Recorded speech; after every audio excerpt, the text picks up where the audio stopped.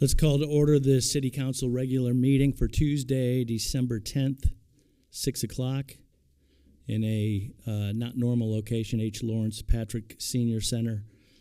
What I'd like to say about the Senior Center, though, is it's definitely one of the things that are right about Kings Mountain.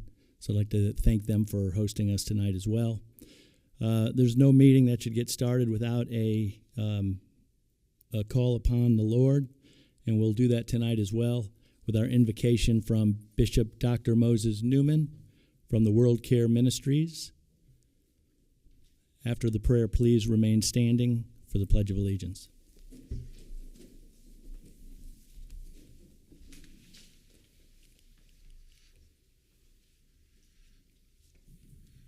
Let us pray.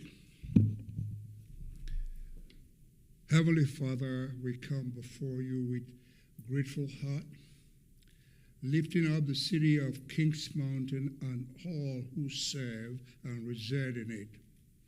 Bless our mayor, the city council, the fire department, the police, first responders, and every citizen of the Kings Mountain area. Bless them with wisdom, Father God. Grant our leadership discernment to make decisions that honors you and you alone, Father God. Father God, we ask you to protect all those who serve us in different capacity, especially those workers on the main street and the highway.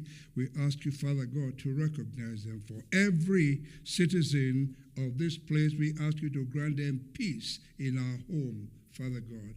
But most of all, Father God, we ask you, Father God, that you continue to guide us in everything that we do in this very organization, especially the City Mountain Council, Father God. Bless the leadership. Use them for your own glory, Father God, and not for individual glory. We'll be ever mindful to give you thanks and praise in all that you do for us. We pray this prayer in Jesus' name. Amen. Thank you, Bishop. Please join council for the Pledge of Allegiance. I pledge allegiance to the flag of the United States of America and to the republic for which it stands, one nation, under God, indivisible, with liberty and justice for all.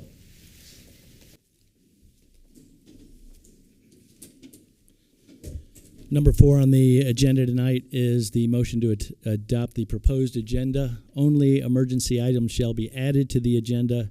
Emergency shall be defined and requested by the city manager. Upon approval of the mayor and city council, the item will be added. Consent items will be adopted with a single motion, second, and vote, unless a request for removal from the consent agenda is heard from a council member. And with that, council, can I get a motion?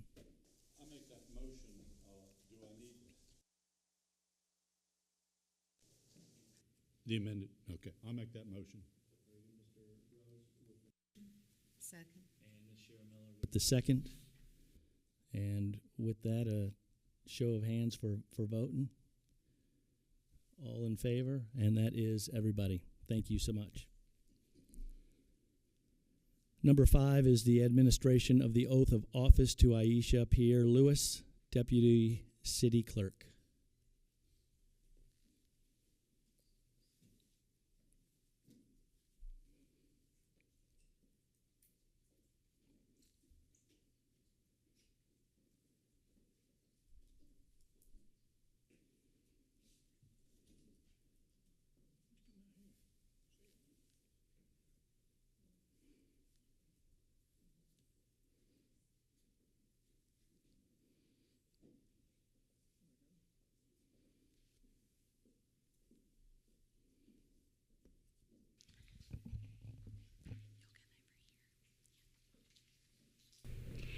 Aisha, if you'll place your right hand, left hand on the Bible, right hand. Do you, Aisha Pierre-Lewis, solemnly swear that you will support and maintain the Constitution and the laws of the United States and the Constitution and laws of North Carolina, not inconsistent therewith, and that you will faithfully discharge the duties of your office as Deputy City Clerk of the City of Kings Mountain, so help you God? I do. Okay. And Aisha, would you like to introduce your family? Yes, that's my mother, Margaret Pierre Lewis. My 3 sons and my niece. Thank you. Thank you.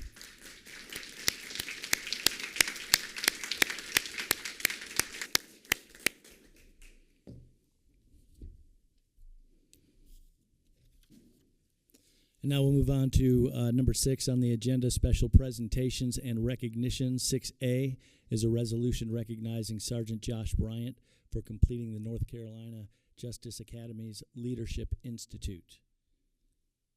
Mr. Bryant.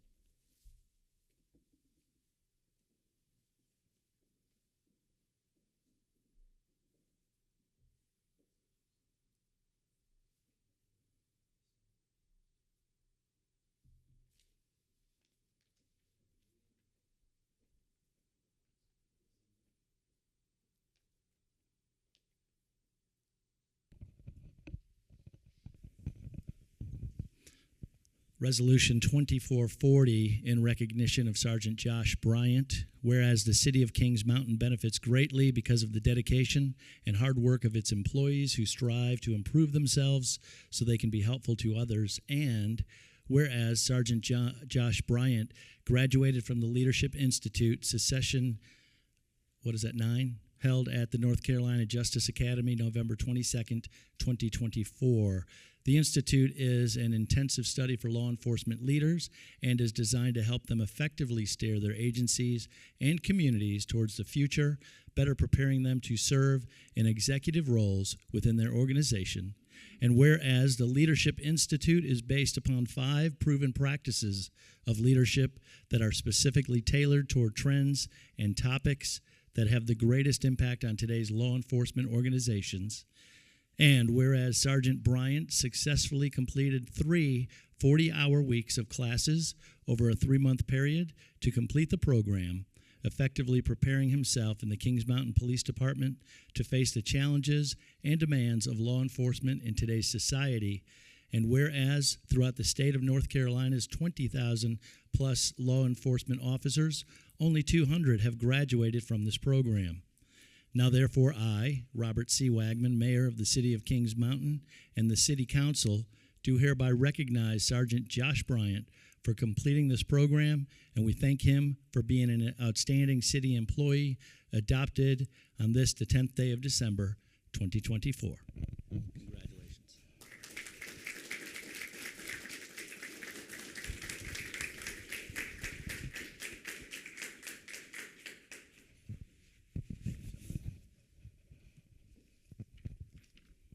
6B is a proclamation awarding the City of Kings Mountain 150th Year Celebrate a Citizen Award to Max Thompson.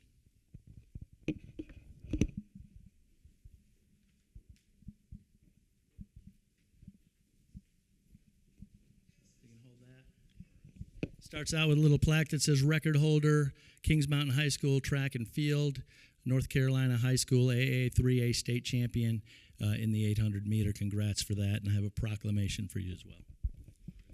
City of Kings Mountain, North Carolina, proclamation awarding the City of Kings Mountain 150th Year Celebrate a Citizen Award to a very deserving Max Thompson. It doesn't say very deserving, I just put that in there, but you indeed are. Whereas the recipient of the City of Kings Mountain 150th Year Celebrate a Citizen Award is given to residents who make an impact on the betterment of our community, and whereas it is a privilege to honor and recognize those individuals who make our community a more enjoyable and flourishing environment to live, work, learn, socialize, and play.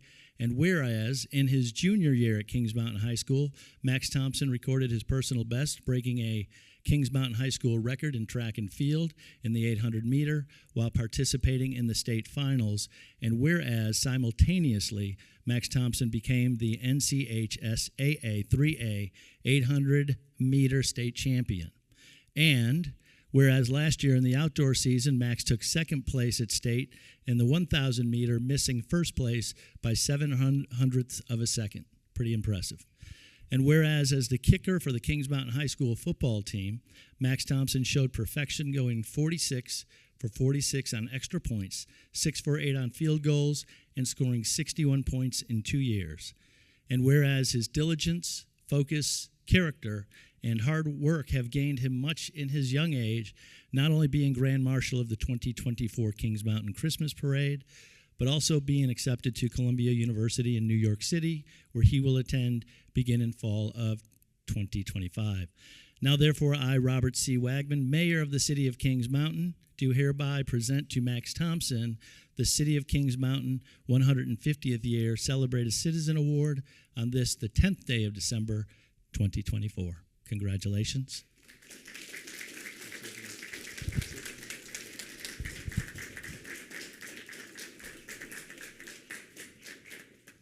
Thank you. If his parents would come up here, too, for a quick picture as well. I didn't mean to catch you off guard.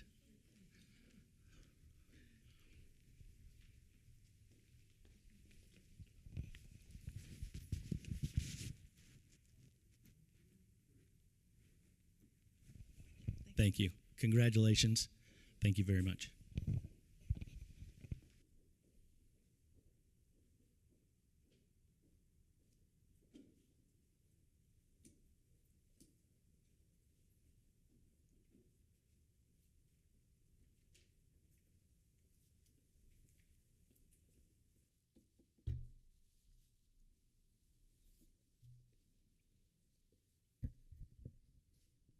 As we head into the rest of the meeting, if those who came to honor Max or Aisha want to leave at this point, you do not have to, by the way, but this is definitely an invitation for that if you wanted to.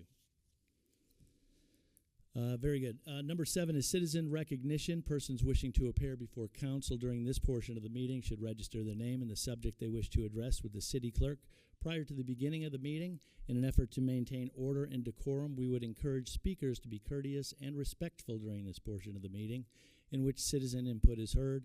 Please refrain from profanity, inappropriate gestures, insults, personal attacks, or accusations. Each presentation will be limited to 3 minutes. And Madam Clerk, has anyone signed up to speak tonight? All right, very good. Thank you. And number 8 is mayor, council member, and city manager remarks. Council, anything on your minds tonight? Mayor Pro Tem Annie Toms. I just wanted to say to the Housing Council Committee, we will start our meetings back in January. We've had such a full schedule these last few months, but we will start back in January.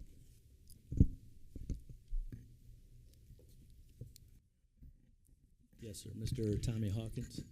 I just want to say, I want to wish everyone a very Merry Christmas from my family to your family. Merry Christmas and happy holidays. Thank you. Thank you, Tommy. Very good. Mr. City Manager, anything on your mind tonight? All right, thank you. Number 9, project and program updates. We'll start with 9A, City of Kings Mountain 2023-2024 Annual Audit Presentation. And with that, I will yield to our City Manager, Mr. Jim Palahniuk.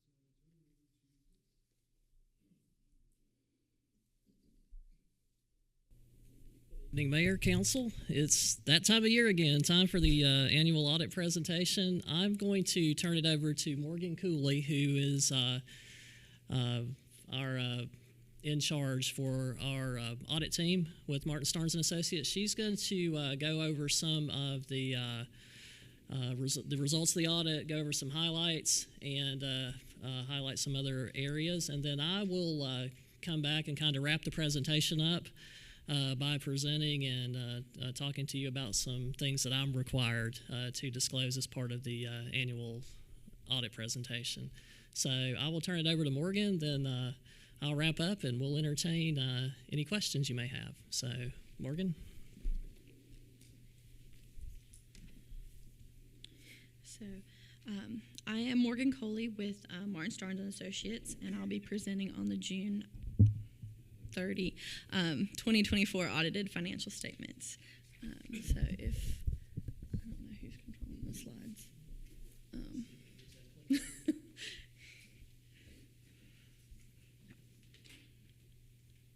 Okay. I can control the slides. Okay. So a few audit highlights on this first slide. We issued an unmodified opinion, which is a clean opinion. It's the best opinion that we can issue. It's always a pleasure to work with Chris and Jana at Finance. They always get us everything that we need in a timely manner in order to issue the audit in a timely manner. There were no material weaknesses or internal control deficiencies noted, so there were no findings. There were 2 performance indicators noted on the data input worksheet that were also ones that we had last year, and Chris will touch more on those, but those are not findings. They're just things the LGC wants you to be aware of. And then this slide explains the general fund balance, the different classifications for governmental activities for fund balance. Fund balance serves as a measure of the city's financial resources available, and the 5 different classifications, as you can see here, are the non-spendable, restricted, committed, assigned, and unassigned. This slide shows the change in fund balance over the last 3 years, and as you can see, it's continually been increasing. It increased about $4.2 million, or around 31% from prior year, and around $3 million of that increase is due to unexpensed debt proceeds this year.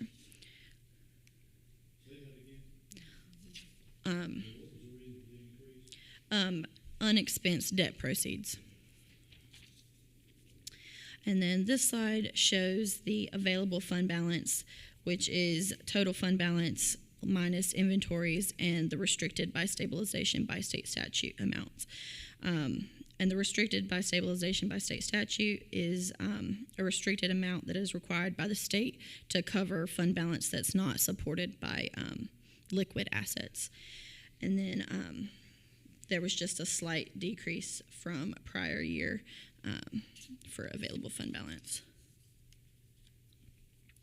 And then this slide shows the available fund balance as a percent of the expenditures and transfer out for the general fund. For Kings Mountain, in the current year, it's 63.88%, which is a slight increase from the prior year. And the peer group, which is similar municipalities of the same size, the average for the peer group is 64, so you guys are right in line with that. And then this is just a continuation from that last slide of the statistics for showing Kings Mountain in 2023 and Kings Mountain in 2024 compared with the other municipalities similar in size. And this slide shows the total revenues and other financing sources for the general fund. The total revenues for the general fund were just north of $27 million. And I will go into a little bit more detail of the highest 3 revenue sources. So the property tax is one of the highest revenue sources, and it increased about $1.97 million, or about 25% from last year. And there was a 5-cent tax increase, which was roughly 50% due to the rate increase and 50% of the growth and expiring tax incentives. That so that's mainly the reasons for the increase there. And then the other tax and licenses. This is comprised of distributions to the city for local option sales tax, hold harmless sales tax, utility franchise tax, and payments in lieu of taxes, as well as other miscellaneous tax revenues. And it increased about 2%, which is pretty comparative to prior year. And then this is the sales and services. It increased around 200,000, and there was a rate increase to the solid waste fees, both residential and commercial, and that had some to do with the increase there. And then this shows a breakdown of the general fund expenditures. The top three functions totaled 16 million, which is about 71% of the total expenditures for the year. And so public safety increased about 1.17 million, or about 14%, and this was mainly due to police and fire department salaries and operations. And then transportation increased about 2.8 million, or about 144%, and this was largely due to capital outlay of about 2 million for paving this year. And then the culture and recreation had a slight decrease, about 65,000, or about 2%, and it's still comparable to last year. And then this slide shows the outstanding debt for at the end of the year, and that's about 28 million, and then the legal debt margin of 142 million. And then this slide shows a quick summary of all of the enterprise funds, the water and sewer, total cash, unrestricted net position, cash flow from operations for the water, sewer, the excuse me, the electric, the gas, and the non-major, which is stormwater fund. So the unrestricted net position is like available fund balance, but for enterprise funds. And then that is all that I have on my part, and I will turn it over to Chris if there are no questions. Thank you. Just real quickly, you can leave this presentation up. I've got a separate little PowerPoint presentation. Just a few things that I wanted to highlight based on just some, trying to go back here. Oh well, we'll do it. We'll do it without going back. What? See if we can do it now. Okay. Gotta love technology, even though it doesn't love me.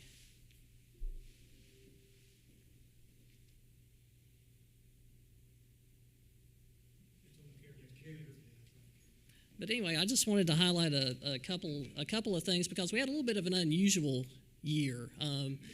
If you saw the expression on Jay's face, you're like, the fund balance went up that much. Yes, it went up very significantly, but please understand that the majority of that increase is because we had to go ahead and commit and borrow funds for capital, which were unexpended at the end of the year, and we had other projects that we were self-financing that overlapped years. And so when you looked at that big stabilization by state statute number, that $5.7 million number, that included over right at $4 million worth of unspent debt proceeds and unspent capital proceeds that rolled over from one year to the next.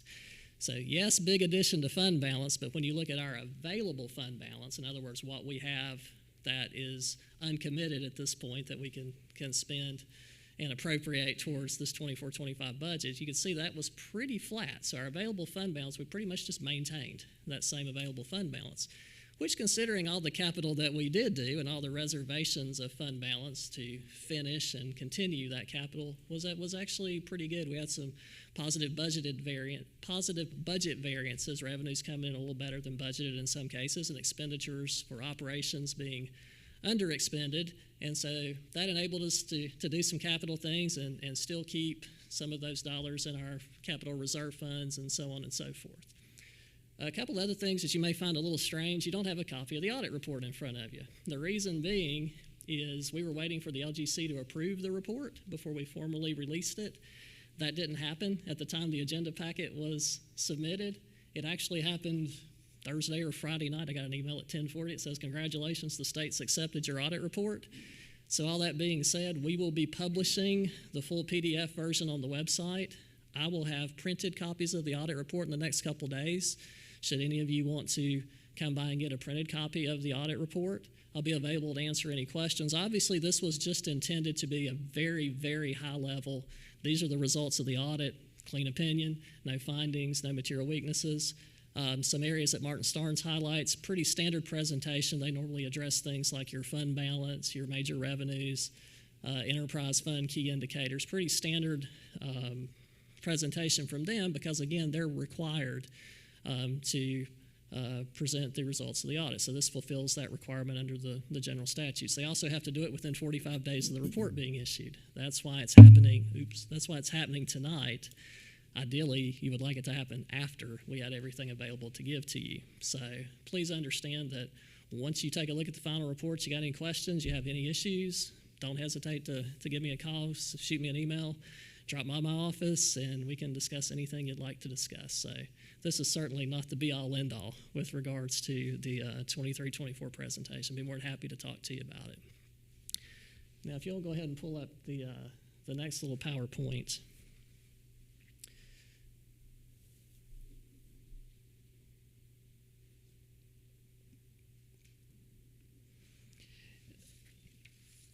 There we go.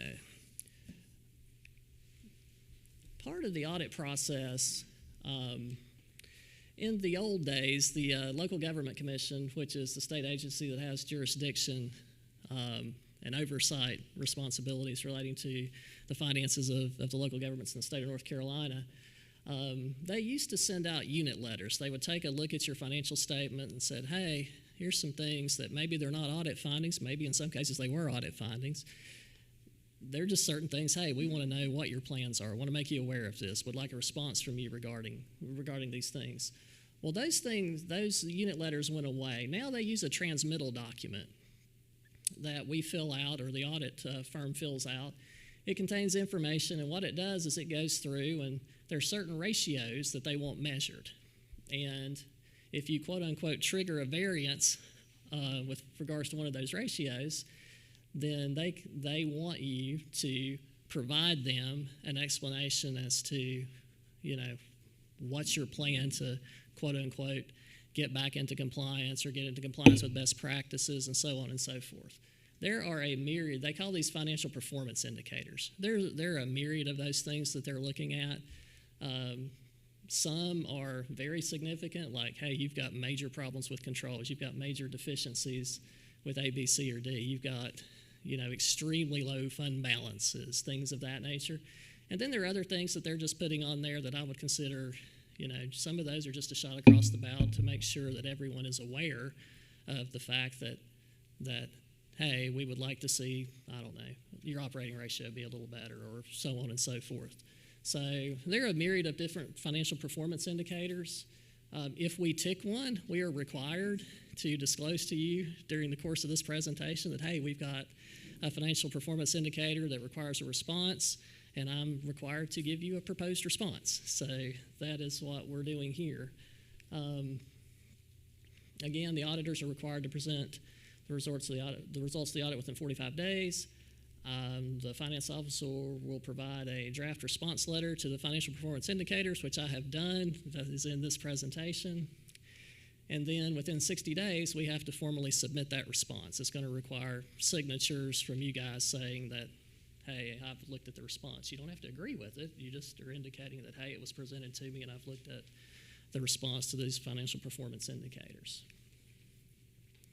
Again, I want to reiterate that we had a clean audit report. We didn't have any findings. We didn't have any yellow book issues, which were noncompliance with laws, regulations. We didn't have any single audit issues.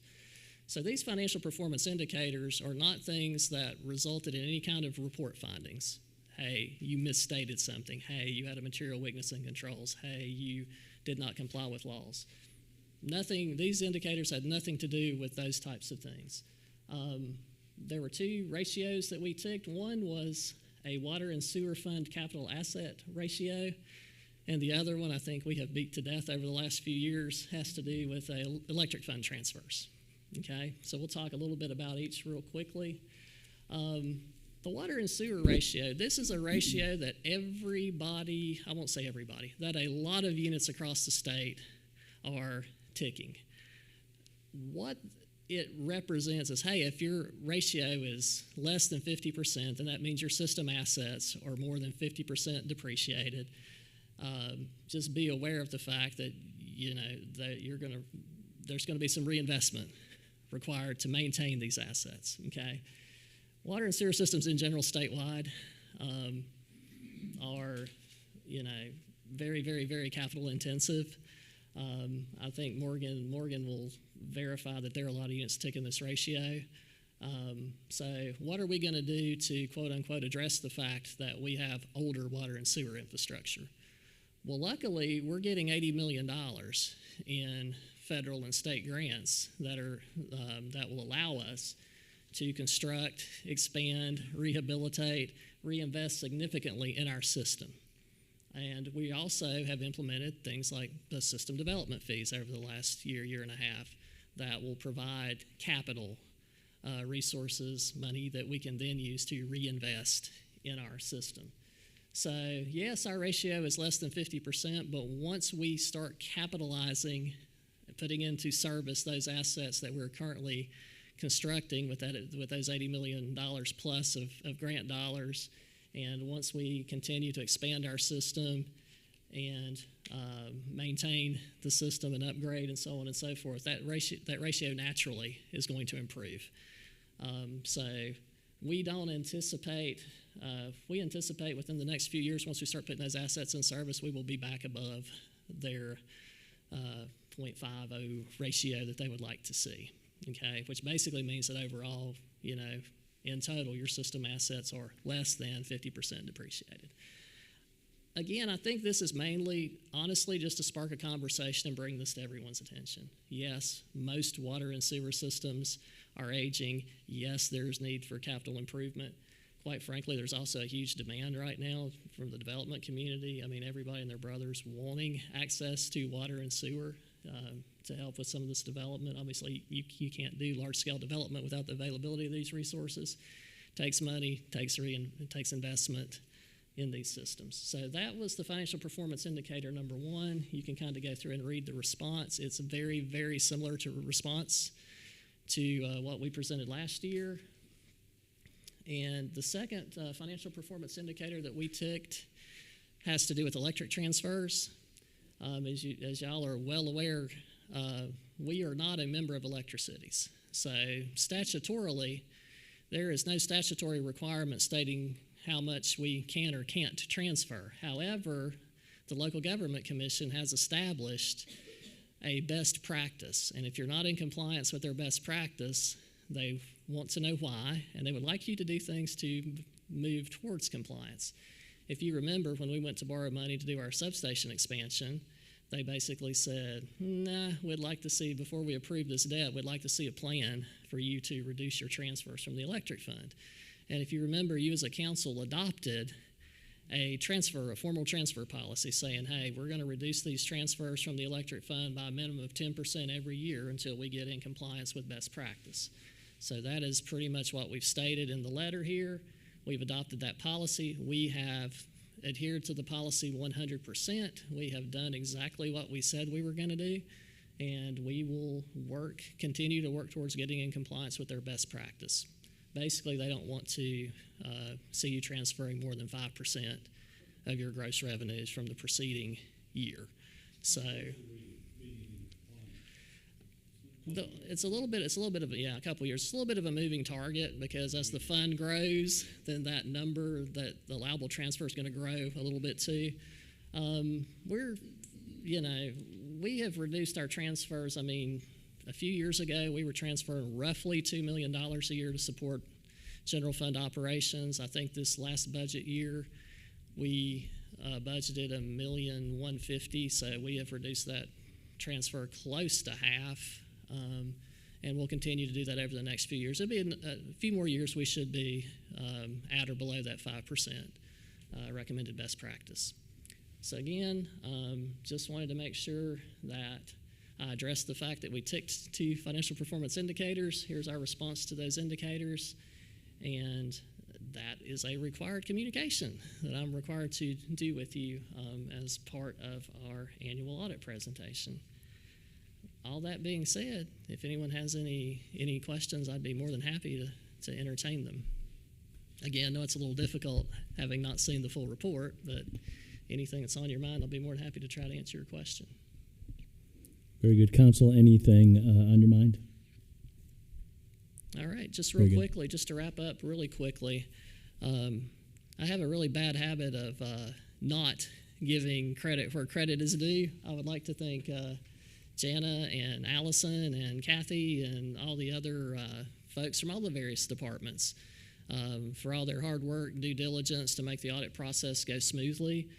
Again, the report was submitted on time. It was timely approved. We had a clean report, and so I appreciate everyone's effort, especially the folks in finance, for all that they do. All right, thank you. Very good. Thank you. A great report. Appreciate it, Chris. At the top of this meeting, I did not proclaim that we have a quorum, which we do. Mr. Mike Butler, a little under the weather, but the rest of us are here. Just stating that, Karen, for the record. Moving on to 9B, a presentation and update regarding energy services operational and capital recap for calendar year 2024. And with that, I'll again yield to the city manager. Mr. Mayor, members of City Council, the city of Kings Mountain is one of those unusual communities across the state of North Carolina that has the luxury of owning both a municipal electric and gas utility. So given that, we think it's appropriate, much like having presented an audit this evening, that you get a brief update on the year gone by. So I'd like to ask Wayne Ledbetter, our Energy Services Director, to come on up and kind of just recap from an operational and capital perspective the Energy Services Department, which of course is made up of both electric and gas. Good evening, Mayor, City Council. So I'd like to give a pretty quick synopsis and just an overlook of what we've done so far this year with our budgeted dollars and then what we expect to complete by the end of June 30th of 2025. We'll go ahead and begin with our metering department. They play a very vital role. That is basically our piggy bank. So we've put a lot of emphasis on the accuracy. So something that we realized when we dove into the budgeting season last year, that we found out we didn't have the entire city was remote electric meters.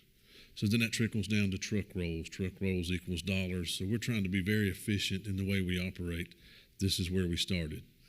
So we looked at our three-phase electric meters. We've ordered quite a few of those. We're going to be putting those across the city on our businesses. The ones that are in place now are very old. They are not obviously remote read. There are some things that just cannot be remote read, but we're going to update those. Again, that'll be targeting mainly our businesses. We have a few residentials that are rather large that use the three-phase meters, but that's not enough. It's the grease on the squeaky wheel, so to speak, but we're getting there slowly. 600 residential electric meters we've ordered. And I keep stressing that we've ordered meters and we're awaiting those in the spring. That is a can that gets kicked down the road. We were supposed to have received these last February. We're still hoping to get those sometime in mid-spring. That's kind of what we've nailed down. And that's really holding up our progress because we have a goal of getting all of our residential electric meters changed out to where they're totally remote. That takes some of the use off of our meter technicians being in the field and then puts some of the work back to the folks in the customer service group where they can remotely disconnect and turn on. That's pretty huge for when we're looking at public safety. You know, if we get a fire or we have a gas leak, it's easy for our techs or the fire department to call and say, hey, disconnect it really quick.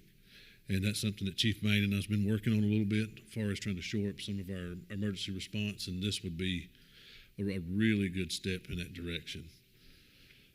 So we're planning to change out 600 meters, roughly, to be exact, it's 589 is what we're planning.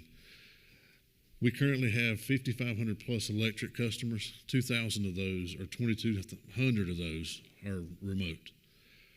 By the time we do the 589, that'll leave roughly 2,900 customers that are manual read. And we're going to reinvest every year when we do budget season to roughly target about 600. That's pretty manageable to do between 3 folks, and that is the current size of the metering group. So next, we'll get to dark fiber. Dark fiber is not something that we offer to make money on. We don't have Kings Mountain's movie channels or any of that we advertise. It was mainly put in when the power plant came, and it offered the city a way to be redundant, to get away from some of the traditional coax cable, whatnot, for internet and different purposes. We use it for SCADA reasons, and that plays a big part into our electric side for the SCADA. But we're modernizing some of our electric panels inside our stations. We're putting new DMARC panels. That just simply means that's just the connection point and the boxes for it. We're also going to be running new fiber, roughly about 1.5 miles worth. We will be taking that the same path, and we're putting it in the exact same time we're doing the distribution side of construction for Delivery 5, which is beginning as we speak. We will also be giving Fire Station 2 a tap, so that'll be another good thing. They do not have it. It's another good way for them to have redundancy and have quicker internet, and I know the fire department's real appreciative of that. So now we get into the electric department. I felt it was warranted as I saved this for the end of the year so I can kind of give everybody a quick recap of what we went through for the storm. Just speaking of Hurricane Helene, we had to replace 52 broken poles, 36 pole mount transformers, 1 pad mount, and right at 250 services. That cost us roughly several hundred spans of wire, and that means from pole to pole when I reference span, with a total estimated footage of about 12,000 feet. And that includes obviously primary and secondary wire throughout our system. We just completed our infrared inspections. We have that done annually. We look for hot spots not only in our stations, but we look at certain customers that we feed, like STI, for example. Because of the way the metering is configured, we own a lot more of their feed than traditional private sectors would. So we have to pay to do those surveys just to make sure everything's safe. That was done. We had a few hot spots we found, quickly corrected it. We work simultaneously with them as they do it, so we don't have anything that lingers on. Update on the casino, all the requested temporary taps and connections that they have submitted, everything is in play. That way we don't hold up any major construction. We wish those folks the best as they keep moving forward, and we can provide temporary power as Duke works getting their permanent. Tree trimming, that's something that we do. I hear this a lot from the community asking about tree trimming. We have limbs on the trees, blah, blah, blah. We wouldn't have had as many outages if we'd have trimmed the trees. We do. We spend about $350,000 a year trimming all 9 circuits throughout the city. This is done annually. We trim as far back as we can, as far as the right-of-way will allow us without impeding on personal property. Brinkley Ridge, another development that we wish all the best. We hope it sells and fills up quickly. We finally gave that development a turnkey electric. It was completed late August of 24. We ran into a lot of, obviously, storms in May, and then we got into a lot of setbacks with transformers. Huge delay on delivery of those, but we finally are getting our head above water. We completed the work on extending our Canterbury circuit, which that's out toward the STI, the Sarah Lee access road area. We've been working and focusing on lessening the flickers that we have. And I say flickers because that's what everybody says, hey, my power's flickering, and so on and so on. When we report those to the state, we look for 15 minutes or longer. That's what triggers an outage. That's all that's required to be reported. We went and drilled down to see how many flickers we can find, less than 15 minutes. So we quickly found our SCADA's not really smart enough or up to date to give us accurate information, but we used what we had. So we started making field changes. So we started putting in reclosures. That's going to help with truck rolls, certainly lessen some of the flickers. We're putting smart fuses throughout our system. And this is going to be a standard that we do when we go to every year when we reinvest 10 to 20% of our budget, this is what's put in. Smart fuses will help reduce the flickers that we see. Obviously, it'll help reduce truck rolls and all that good stuff. Truck rolls eats into our budget. That cuts out our operating expense. Another big one that we did, I'm super proud of, we're about 80% complete with replacing tools. I'll explain the tools. We went and did a deep dive into what we budgeted this year. We replaced very outdated climbing gear, which climbing's not done every day, but they have to have it 100% safe and ready when they do need it. But we have looked and replaced all the sleeves. We've replaced voltmeters. We've calibrated voltmeters. We've established a more robust, if you will, calibration schedule. So we were able to add a compliance/safety person in the energy services this past budget season. That has been their primary focus, is making sure that PPE for all of our teams is top notch. Touching on Pilot Creek real quick, all the legacy overhead, which it's all of ours, it's everything downstream from Duke's transformers. All that has been now updated and replaced, and we have went underground with just about everything. So it should last a really, really long time.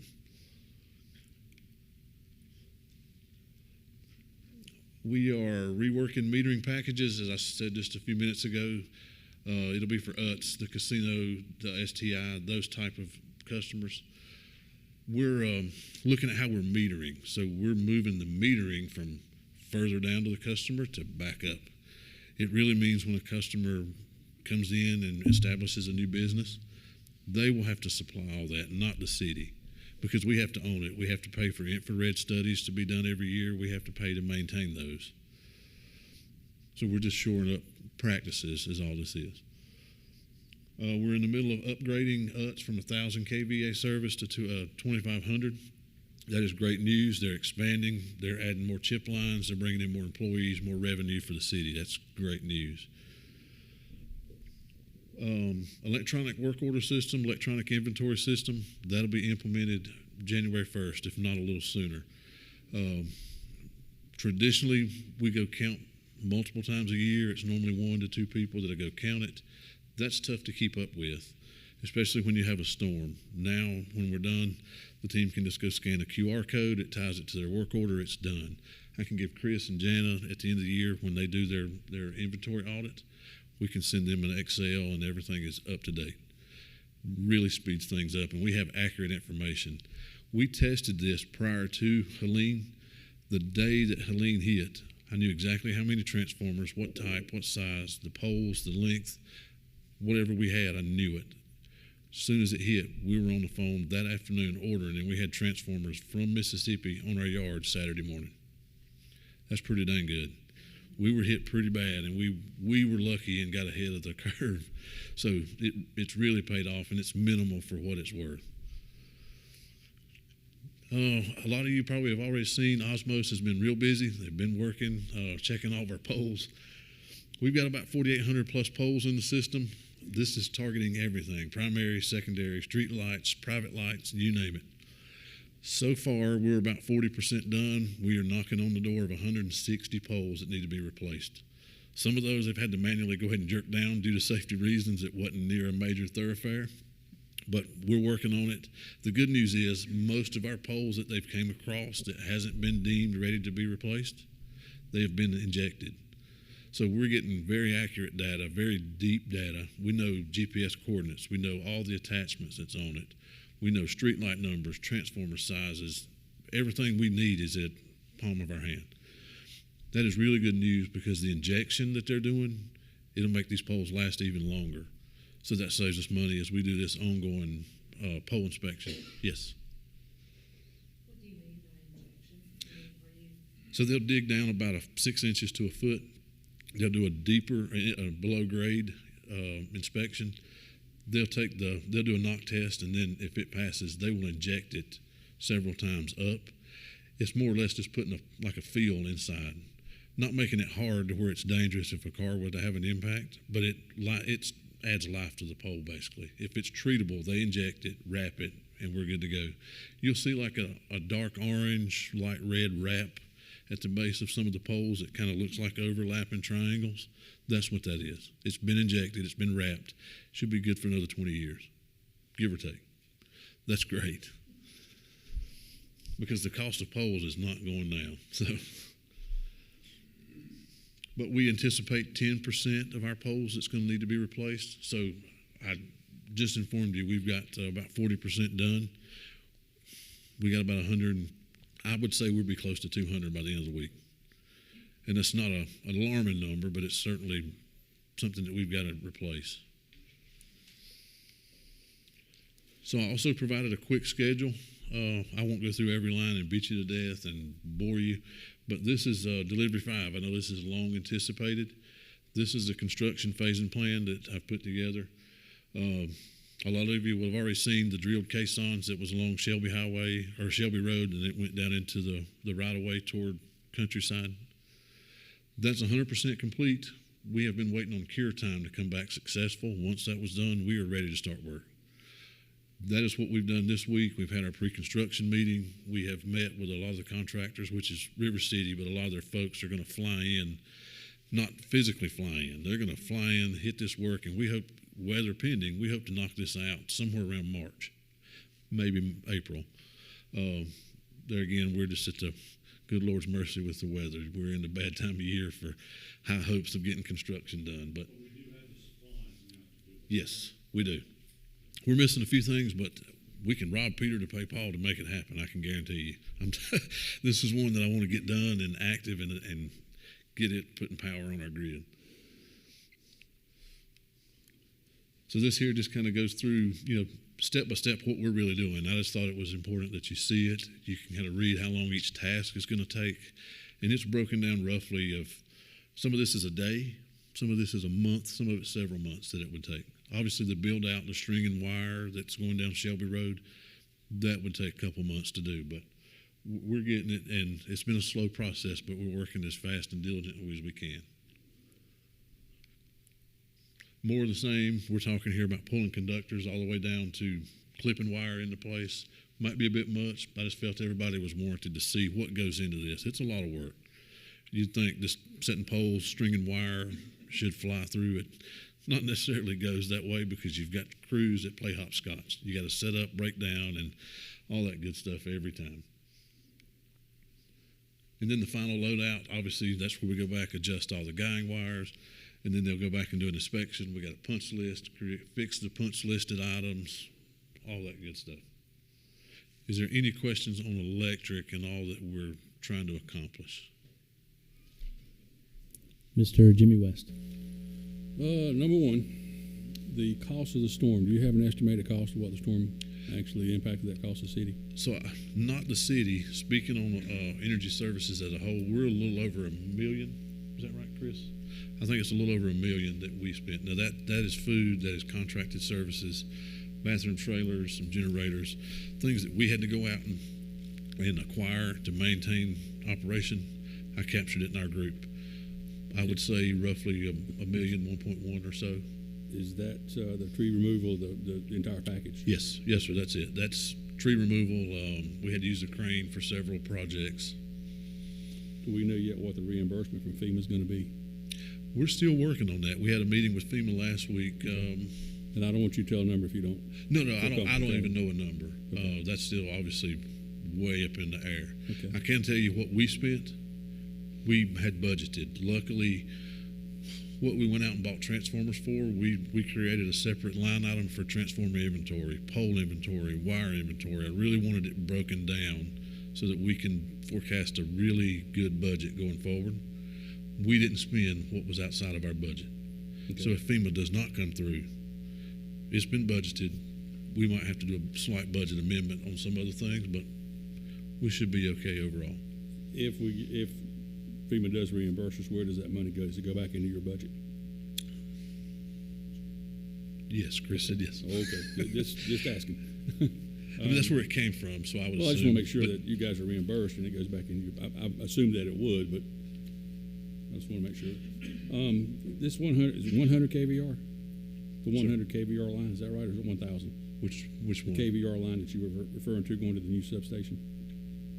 The new substation, that's going to be 100 megawatt, going to Delivery 5. Okay, We you put you mentioned the KVR line. Where is that? the 1,000 kVA. Yes. That's a Okay, transformer. I'm sorry, KVA. I'm sorry. Yeah, that's just the size of transformer that's currently at UTS. Okay. That's It's what going they- to a 2,500.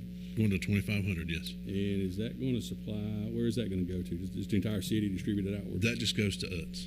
Okay. Yeah. Okay. So we have the power with this new station. Will that give us enough power? I know the casino's out of the equation right now. I won't even get into that. But is that going to be enough to do all the neighborhoods and so forth up and down the boulevard as it comes? So we still have contractual agreements with Duke to supply the city with what we need. Okay. We are having to be picky and choosy about who we serve. Mainly what we're seeing right now is some of the requests on the Canterbury Circuit area out of Delivery 2. That's what UTS is being fed out of. So we do make developers trying to hold their feet to the fire when they come and submit requests, because capacity, not forever. We had a development that came in requesting X amount. UTS came to us and said, hey, we really need this, we're moving forward.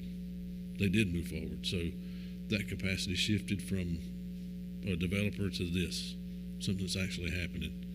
But Delivery 5 will have power. We're going to move load to it just as we planned all along. So we'll still be good. We just got to do some operational changes. So we're taking pressure off some of the other stations, right? Correct. That are beyond capacity. Yes. Okay.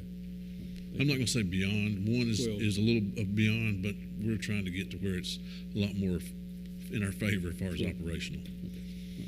That's all I got. Any other questions?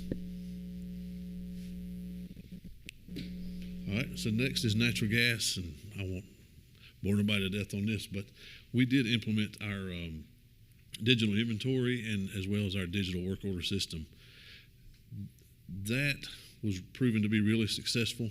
Reports for the state was really quick, really bulletproof. That's the way I like it.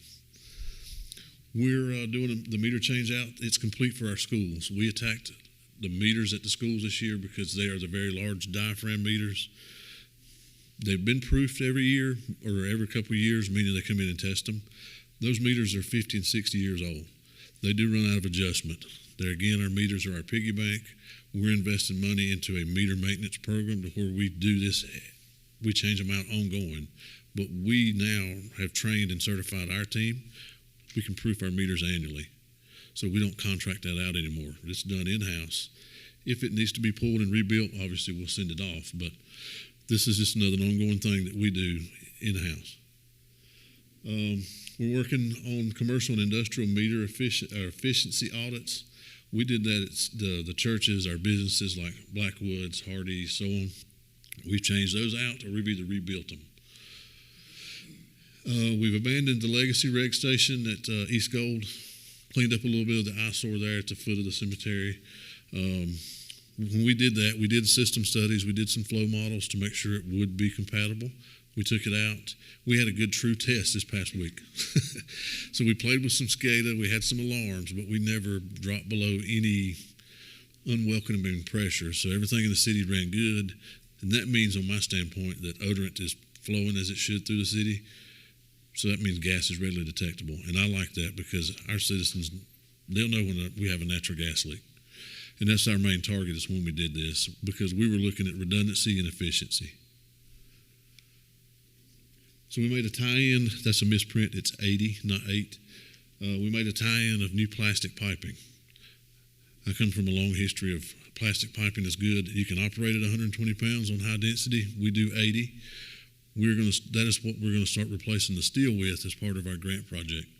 So plastic piping lasts a long, long time. It costs a lot less to operate it and maintain it, so you don't have rectifiers. You don't have to deal with AC voltage converting to DC and whatnot. We replaced underground service at UTS. That was a 4-inch plastic operating at 30 pounds. We had to upgrade that to a 4-inch steel line operating at 150. So not only are they growing in revenue, but they're growing in gas, they're growing in electric. So that's, with that work and the work they're doing here, that's obviously going to bring more jobs.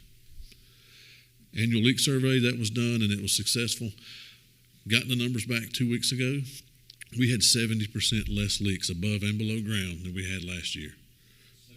70% less. That is pretty good. I don't have an exact number, but the percentage was overwhelming to me. That's really good. That means our team's really been working hard and put a lot of focus on getting the system back up to where it should be. Not that it was ever neglected, it's just different practice, different approach. We fixed a lot of things, been really, really proactive. We used to pay separately for an atmospheric corrosion survey. We incorporated that into the annual leak survey. So we're on a meter maintenance program, meaning we change out, we paint. That's been an ongoing program or a maintenance program that we've been doing. That will continue to happen. As we paint our meters, they last longer. We don't have the rust we have to deal with and so on. So we did that simultaneously as the leak survey. It went really good also. We didn't have any failures for atmospheric corrosion. And this is something actually that the atmospheric corrosion was something we worked on year before last with our high school help from the summer. This is something that you don't have to be OQ'd to do. So we put the summer help we got from the high school, we let them go out and start doing that. They painted our meters, we explained what atmospheric corrosion was, how important it was to mitigate it, and they had fun doing it. They actually helped us paint about 1,500 meters while they were here during the summer. Great project for a high school kid. All the regulation points have been replaced. We did that in-house, meaning we've replaced the regulators, we've done the reliefs, we've put SCADA. We've done all the modernization we can without reaching out and getting more dollars, which is what the grant was for. We have finally commissioned Gage Road. Finally. We've been waiting on material on some of that stuff forever. Some of that's my fault. I wanted SCADA a certain way because I wanted to see certain things. The city is now taking on a huge responsibility that not many cities, if any, odorize their gas. So when this was designed, that put the ball in our court. We have to odorize our own gas. That is a major, major liability. It's a major concern. It takes a highly trained and skilled team to do so. So there were certain things I wanted to see at all times on SCADA. We just had a delay in material. So we are now good. The heater's been commissioned there. So the station, the heater, the odorizer, everything is in play, and it worked great last week.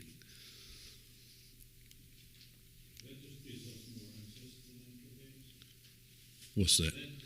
It's just a redundant tap from the casino area, that exit, the casino exit. That gives us another tap back up to York Road. So it's just complete redundancy.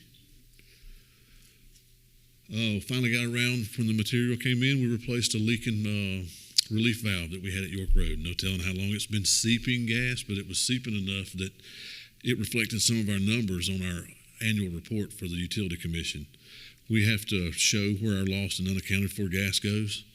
So Ms. White in customer services does a really good job of giving me monthly printouts of gas consumption. So I compare her numbers to what our customers use to what we purchased from Williams directly. It took a little bit of time, but we slowly got to where we could nail it down, and we did a system evaluation and found that we had a relief venting to atmosphere. We got that number down from 13% to 8%. Now it's at 0.5%. Now that this is taken care of, our state audit showed we were at 0.5% lost and unaccounted for gas. That's pretty good. That's really, really good. So, is it okay to ask questions while Yes. going through? So is there ever a danger to the citizens through those leaks that are just kind of happening? No. Okay. Because they're so minimal? There can be certain danger opportunities. It just depends. You know, we had a couple of instances over at the hotel off of York Road that had potential to become very dangerous several times. Mm-hmm. But with a well-trained staff and obviously a well-trained fire department in emergency response, we was able to mitigate it. Underground leaks, we're continually monitoring that. A lot of this that we have in SCADA helps monitor some of these atmospheric vents, reliefs. We have changed our system. We only have 2 full capacity reliefs in our system now.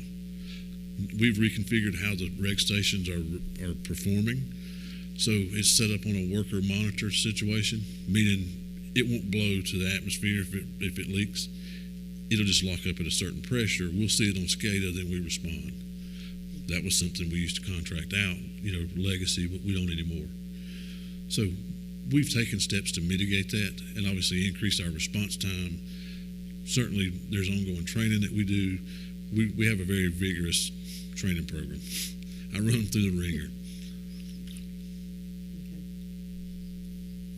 All right. Yes. Well, you talk a lot about bringing things in-house. You brought a lot of work in-house, a lot of the tasks in-house. One of the landmines per se with that is it reduces outside eyes looking on what you're doing and how you're doing it. So who's back checking you and your department, how y'all are doing things, you know, and the effectiveness and in the functionality of it? Who's back checking? Where's your checks and balances for that? So the major player would be PHMSA and the Utility Commission. Mm-hmm. They come in and check all that, obviously, from record keeping to operator qualifications. So we have a third-party operator qualification company. We go with Veriforce. So it's a peer-evaluated system, but they can come in and do random audits, and they come in and do audits from policy, procedure, and physical task. They'll come in and check all that. Then obviously we go to training. When they go to do these trainings at outside sources like the CPGA or the APGA, they have to pass certain tests. And it's done on a real live field test. It's not sit in here and take a CBT. This is all hands-on. I'm not a big CBT believer because CBTs or any computer-based training like that is not practical. So it's all hands-on. We have third parties like the leak survey. They'll come in and check when we repair leaks. So they do a below-ground leak check. They're checking behind us to make sure it's fixed. So, and we do have a third-party individual that'll come in at random. If I call him and say, hey, I want you to go check work that was done in the first quarter of 24, Mr. Turpish will come in and check it, and he won't tell anybody what he's going to look at. He'll just take a list of all we've done and go random and just check everything. And there again, he's checking the task. He's checking the OQ to see if it's current, to check the training to make sure it was current and it was correct. So there's a lot of that we have to abide by on the gas side. Electric, not so much because we don't have to do the reporting. We're not required, but we still stay with electricities. We go to their training. We went with the new MEA. That's who we use for our training. It's also peer evaluated. Our superintendents and supervisors check those. So all that's just, we have several layers of checks and balances for that.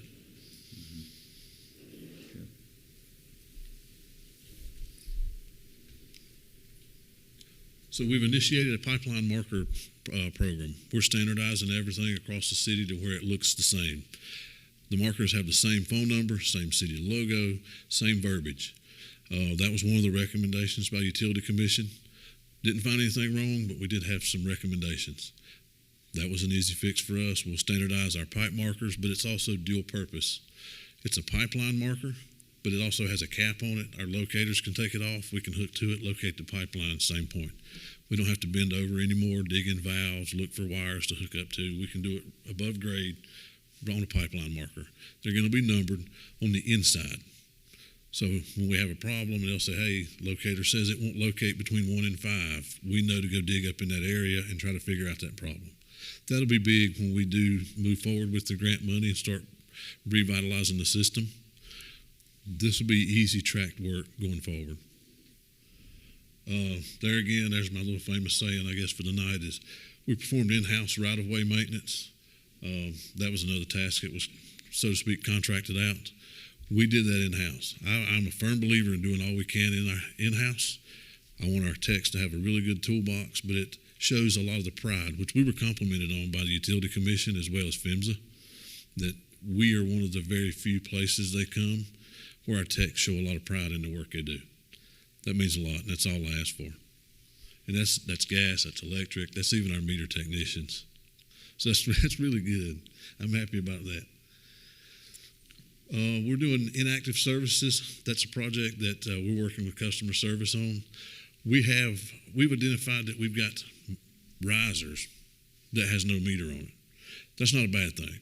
We just want to make sure they're captured and they're leak surveyed, because when a leak survey comes and does it annually, they check the main, but if we don't have a meter associated with an address, they don't know that line's there.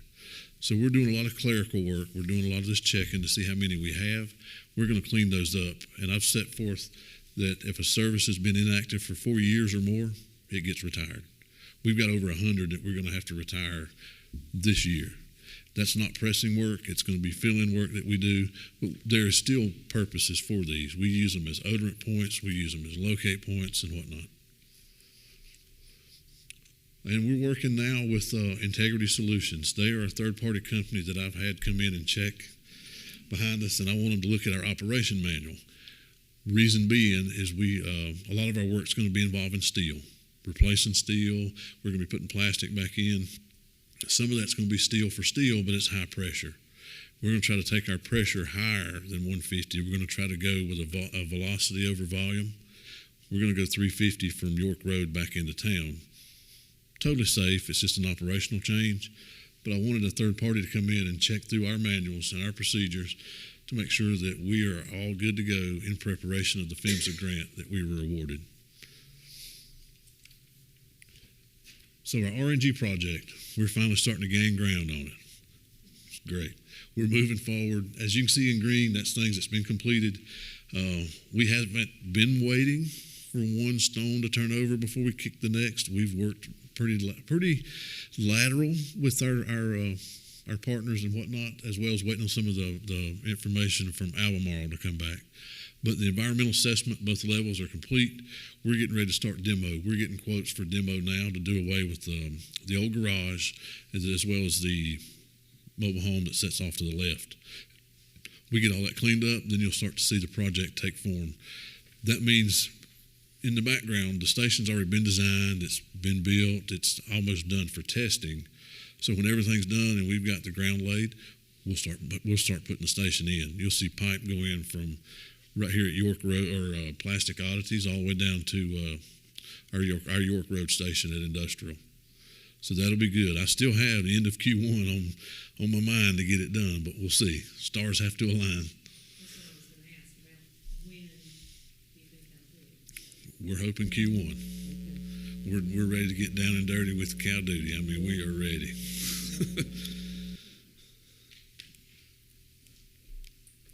So a quick recap on the gas side for our grant.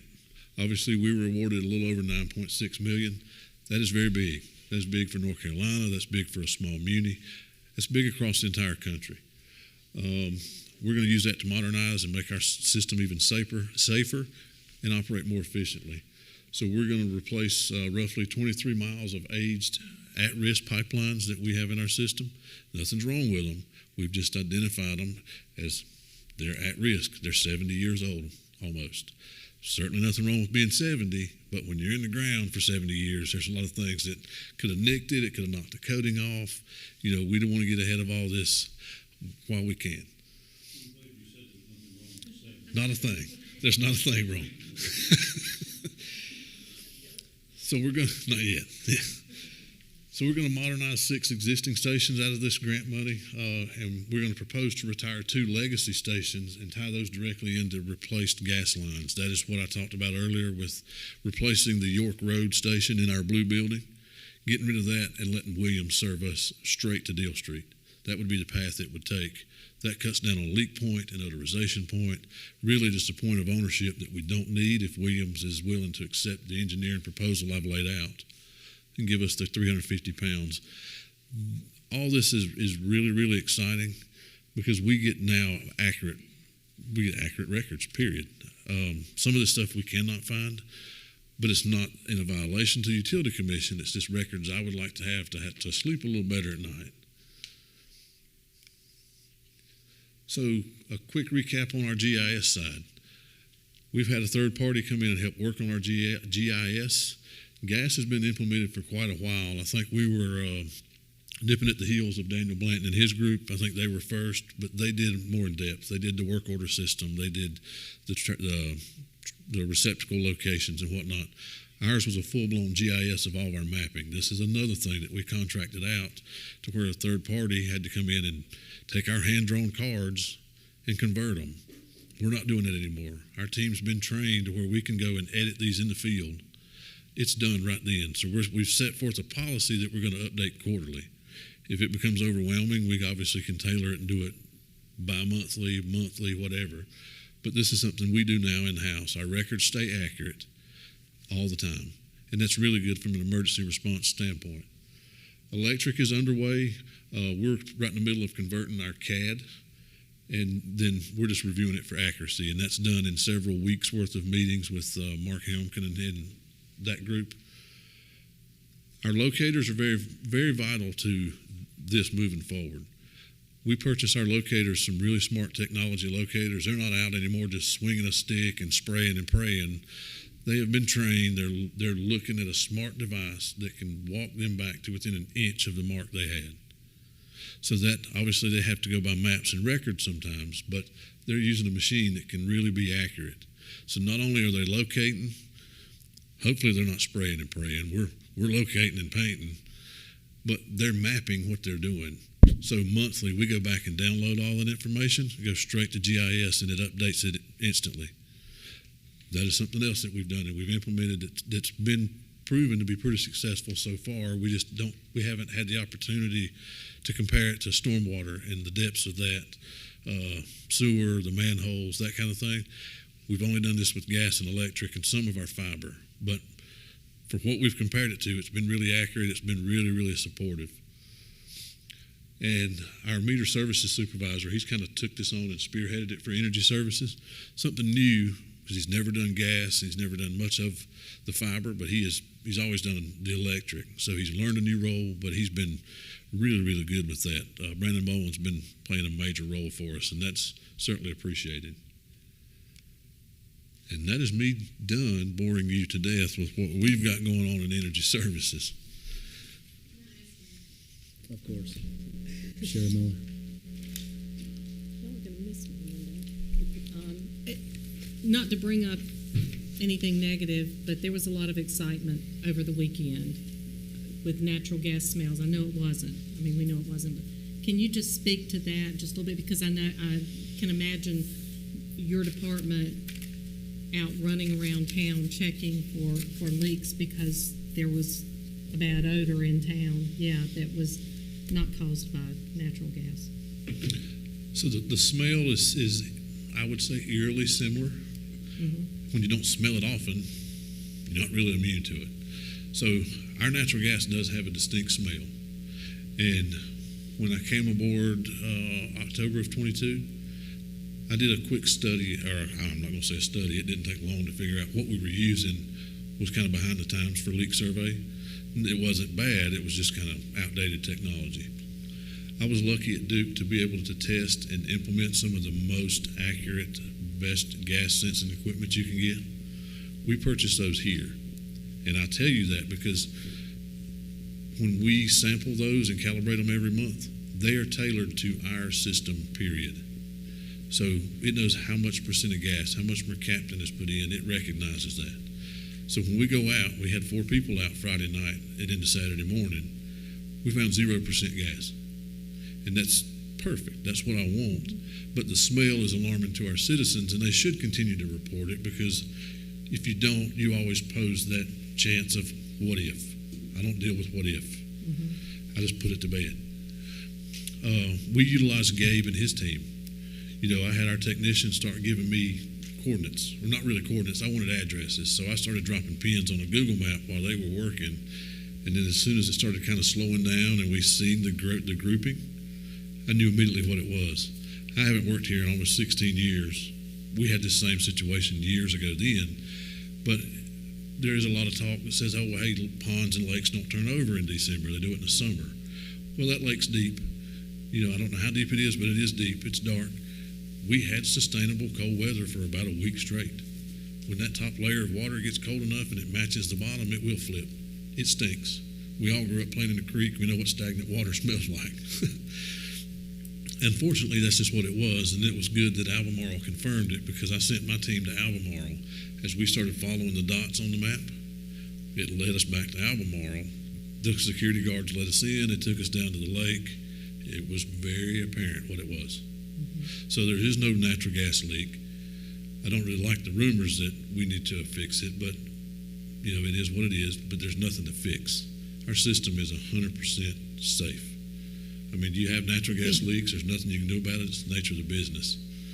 But operationally, we're sound. We don't have anything to worry about natural gas wise. Thank you. Thank you. Mr. Jimmy West. Well, in all the numbers that you show, which are pretty impressive, the 80, is it 80 million? 8 million in grant money? 9.6. 9.6 million, I'm sorry. Is any of that, translating all that into all the work that you're going to do, is any of that going to benefit our citizens as far as a decrease in their rates, or what's it going to do for the citizens, if anything? It wouldn't be a decrease in rates. What it does give us leverage is to not have to budget so much every year to modernize our system, to make it safer, to replace some of these. These were things that I've brought forth to Mr. Palnick, to Chris. Hey, this is what's on the horizon. This is what we're going to do. Never put a number with it because we didn't get far enough to give a number. Sure.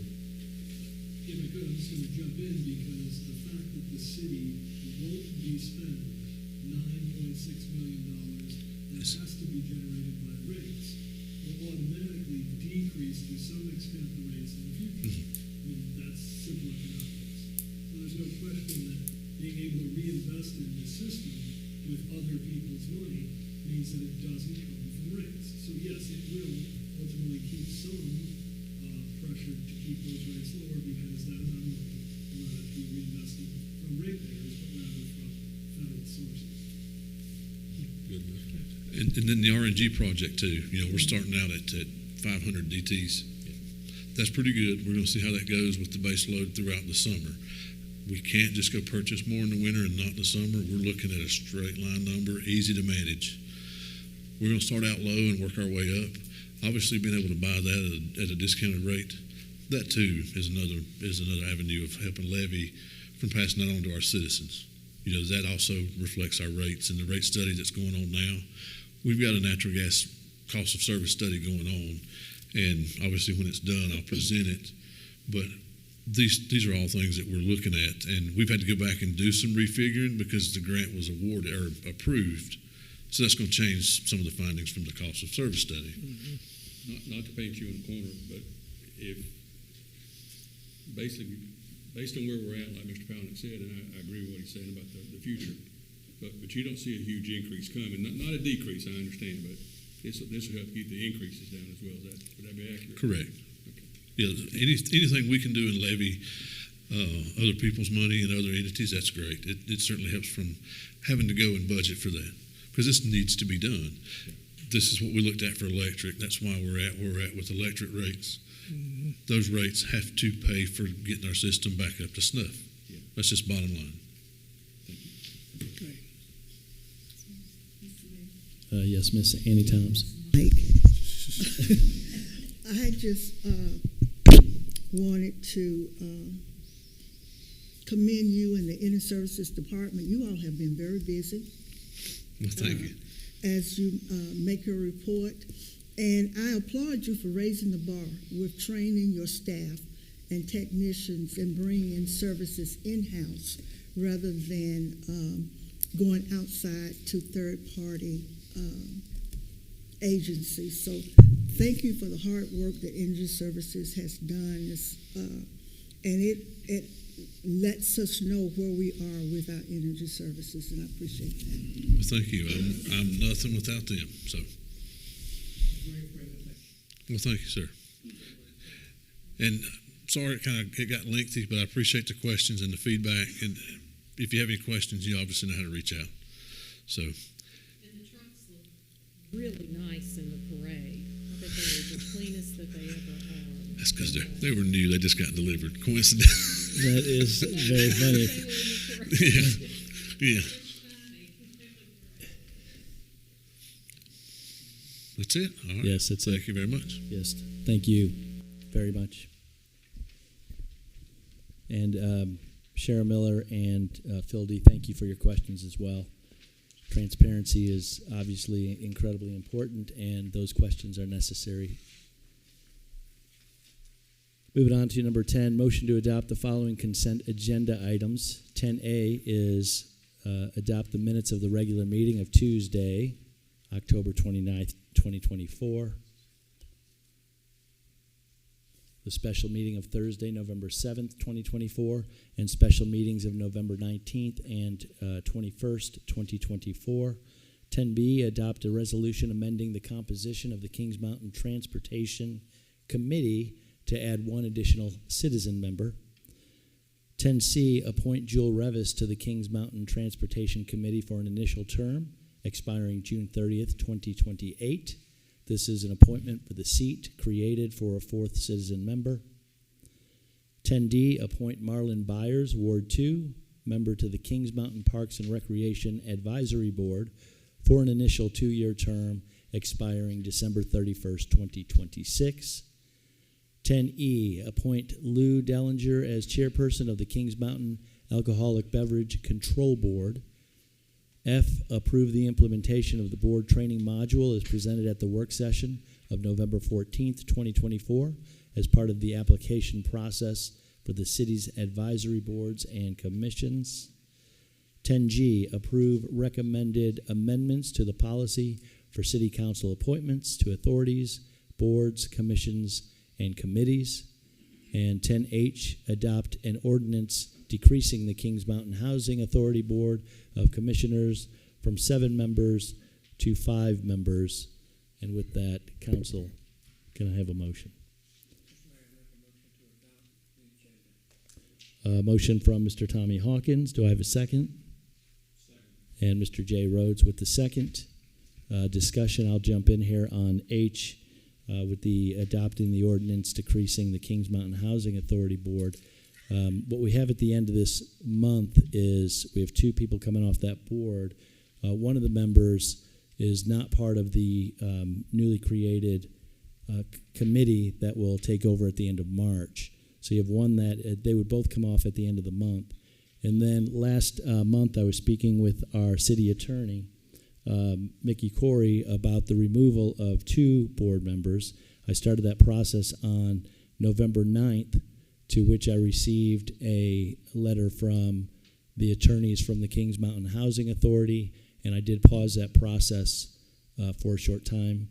I did restart that process. So there is potentially a hearing on the 19th or the 20th of this month. I will work with our city clerk for that. My recommendation for H, because what will happen is you would have 4 positions coming up in 1 month that would be vacant.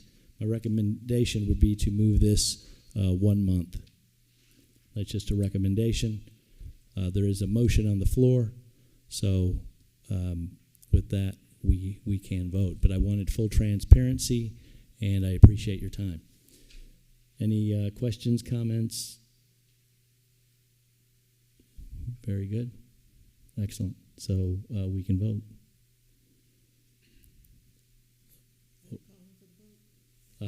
Well, you guys had already made a motion. I was just filling. So this is a motion to adopt the consent agenda as is with H. I was suggesting the other, but you guys had already had a motion on the floor. So let's follow that through. So all in favor? That is unanimous. Thank you very much. Moving on to 11, the regular meeting. 11A is a motion to approve a budget amendment in the amount of $50,000 for Fire Department Station 1 mold and indoor air quality restoration. And with that, I'll yield to the city manager. Mr. Mayor, members of City Council, we have been dealing with this both remediation and restoration for the mold that was discovered at Fire Station 1. So in the past, we had approved a budget amendment that allowed us to do the complete remediation. That is nearly complete. Of course, we need to follow immediately on the heels of that with the restoration.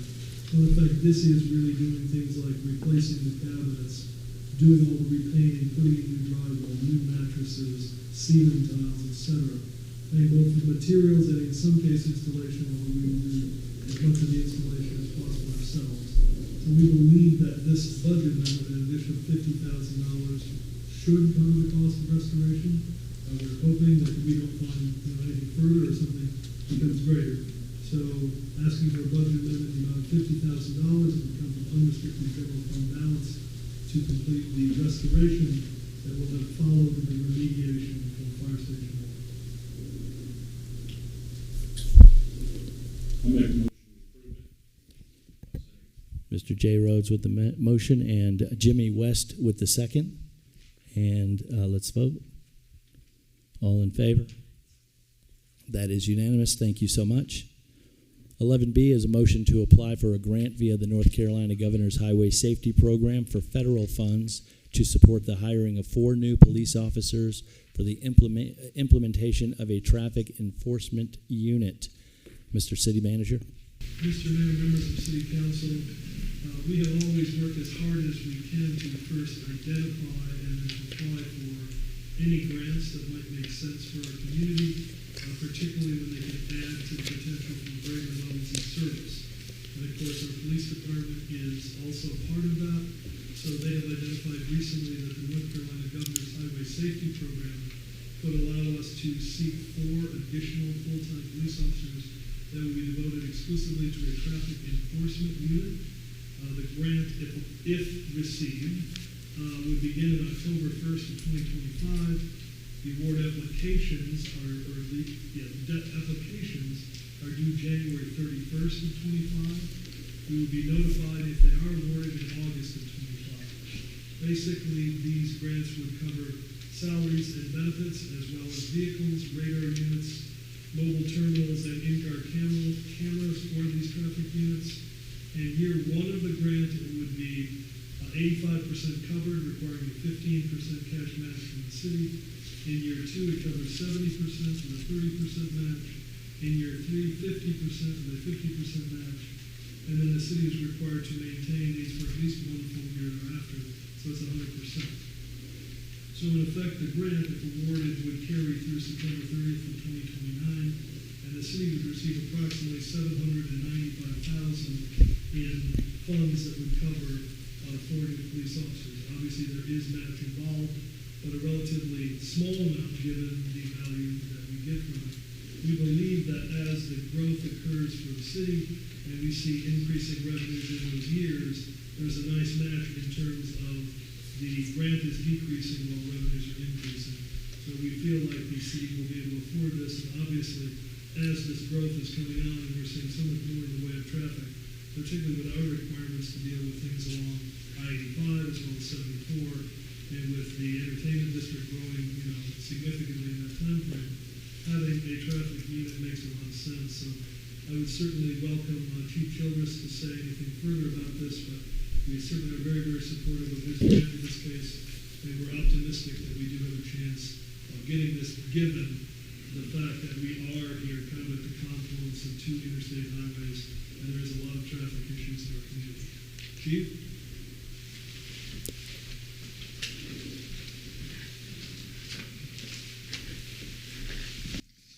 I'll be brief. Everything he said in twofold. Obviously, with the growth that we're experiencing and going to experience, a traffic safety unit is warranted. It's almost on a daily basis that we receive traffic complaints, speeding complaints in the city now. And we do what we can to address those. But having these 4 officers to specifically address those would greatly benefit our operations. Very good, thank you. And looking for a motion, Mr. J. Rhodes with, you have a question? Oh, okay. I'm concerned about cost, okay, going forward when the grants run out. Did I hear you correctly, Jim or Mr. Palin, that after it runs out on the 4th year when we pay 100%, we only have to do it 1 year?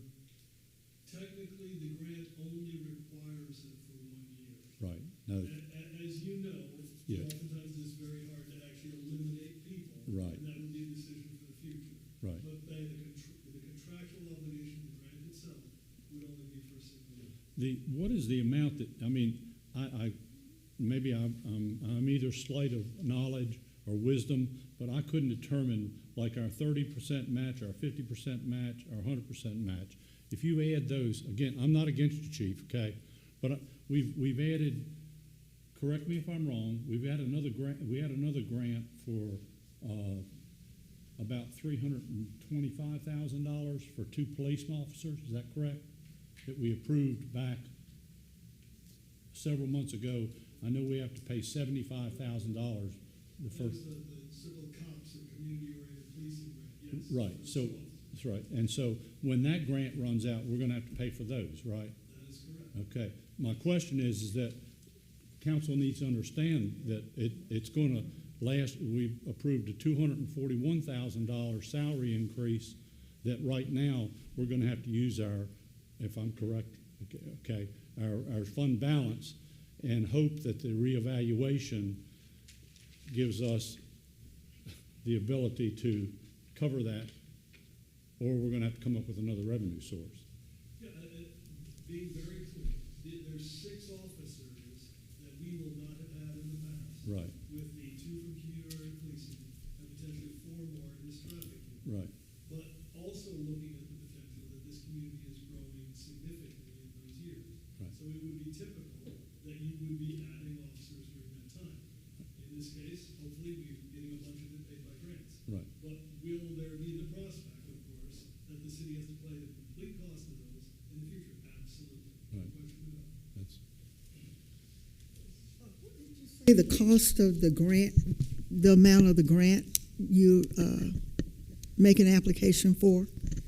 It's about $795,000 in value for those 3 years in which they're covering different portions of how much are we gonna have, when you do the I didn't know what the figure was to get 30% of it, and then 50, in other words, how much additional funds are we gonna have to put to match that grant? Can you figure that? I couldn't, from the information, I just, you sort of, rough estimate, you're going to have 4 officers and fully outfitted with what they need. So, chief hiring, or I'll ask Rachel, hiring a police officer with full benefits, everything they need, about $100,000? Let's call it $100,000. so 4 officers, that's $400,000. okay, so, in the first year, if they're covering 85%, okay, then that's 85% of 400,000. good, that's what I need to know. The second year, they're covering 70%. So basically, look at it that way. So, Yeah, plus the equipment. right, yeah, because you got, yeah, they had it on. I think if you look at the big picture, people know this answer, I don't know the number. There is a mathematical equation that you look at per city, and you have to have so many police officers for so many thousands of people.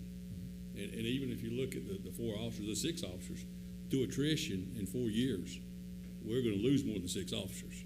They may replace them as they go, but still, and I'm like Mr. Powell, with the potential growth that we've got, this isn't a drop in the bucket is what we're going to be looking at. Mr. Mayor, and again, I don't mean to Sure. but one thing we need to consider, presuming the development which is on the board, and that development occurs on annexed property, city has some responsibility to provide fire and police protection as an example. And so you gotta start getting ready for that development occurring based on the annexations which have occurred. And I don't know that we always factor that in, but that's required. So this will bring some additional law enforcement that is necessary based on the annexations and the development of those newly annexed properties. And my point is, in the short term, we may have to dip into the wallet to make it, okay? Maybe not. We hopefully we won't. But I mean, when you're adding 6 people and and even with a match, you're talking a couple $100,000.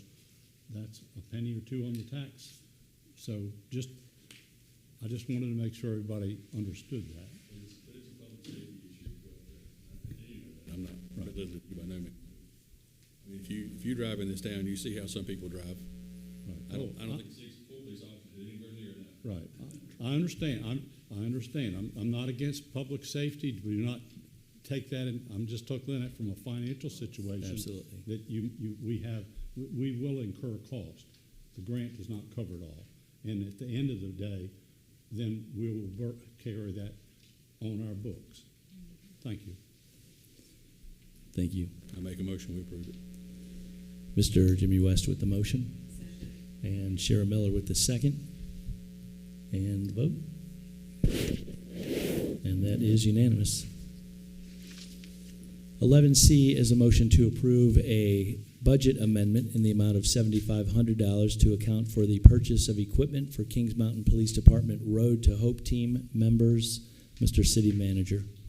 Mr. Mayor, members of City Council, this amendment of $7,500 is really simply to account for an expenditure. The money is already there. It has been raised through donations by the police department. They're going to be paying for the Road to Hope, and I will allow, again, Chief Childress to tell you a little bit more about. It's a great program, but this is really just accounting so that, you know, we're not raising any or using any of the city's funds. It's contributed to donations that he needs to assign to this actual expenditure. Chief? Many of you may be aware that in May of every year there's a bicycle ride to D.C. It's called the Road to Hope.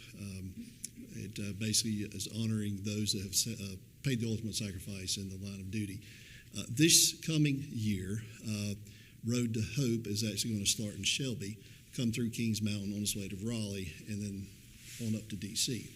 So we have 4 officers and an assistant that's going to participate this year because as they come through Kings Mountain, they're going to stop and honor the 2 fallen officers that we've had here since in the Kings Mountain Police Department.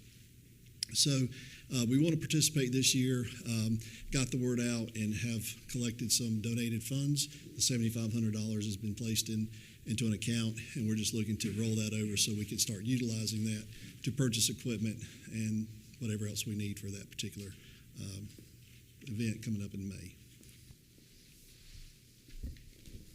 I make a motion we approve. Motion by Mr. J. Rhodes. And a second from Tommy Hawkins. Any discussion? Vote. That is unanimous. Thank you, and thank you, Chief. 11D is a motion to approve and adopt revisions to the following ordinances: Housing Code Ordinance, Non-Residential Building Maintenance Code Ordinance, Abandoned, Junked, and Nuisance Vehicle Ordinance, and Community Appearance Ordinance. Mr. City Manager. Mr. Mayor, members of City Council, we're always reviewing ordinances, services, protocols, things like that, if there are opportunities for improvements, tweaks where they're necessary. So Clint Hauser, our Director of Building and Codes, has been looking at these ordinances, in particular with regard to quality of housing and maintenance of things like that. I didn't think I hit anything, but I'm not. City's general community experience.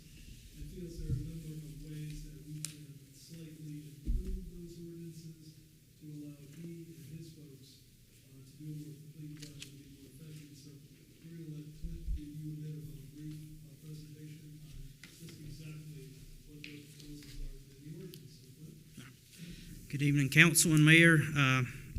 As we do these enforcements day in and day out, we do find a need to revise things and just try to make the world's best ordinance the best we can. And I think we've got some changes that's really going to benefit us tonight. There's a lot. I'm going to try to go through it really quick. If you got any questions, stop me at any point. So hopefully everybody can see that, I hope, or you got a copy. So number 1, we have simply, a lot of these are just really simple revisions. There was, the city building inspector did not enforce abandoned junk nuisance vehicles, so we just corrected that to the inspections and codes department.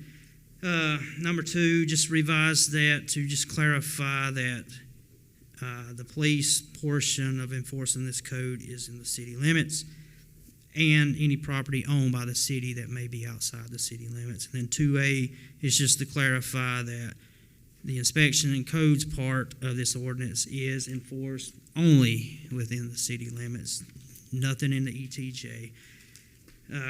Item number 3, just added some language. There's a general statute to back up this city ordinance. We just added the language word for word into our ordinance.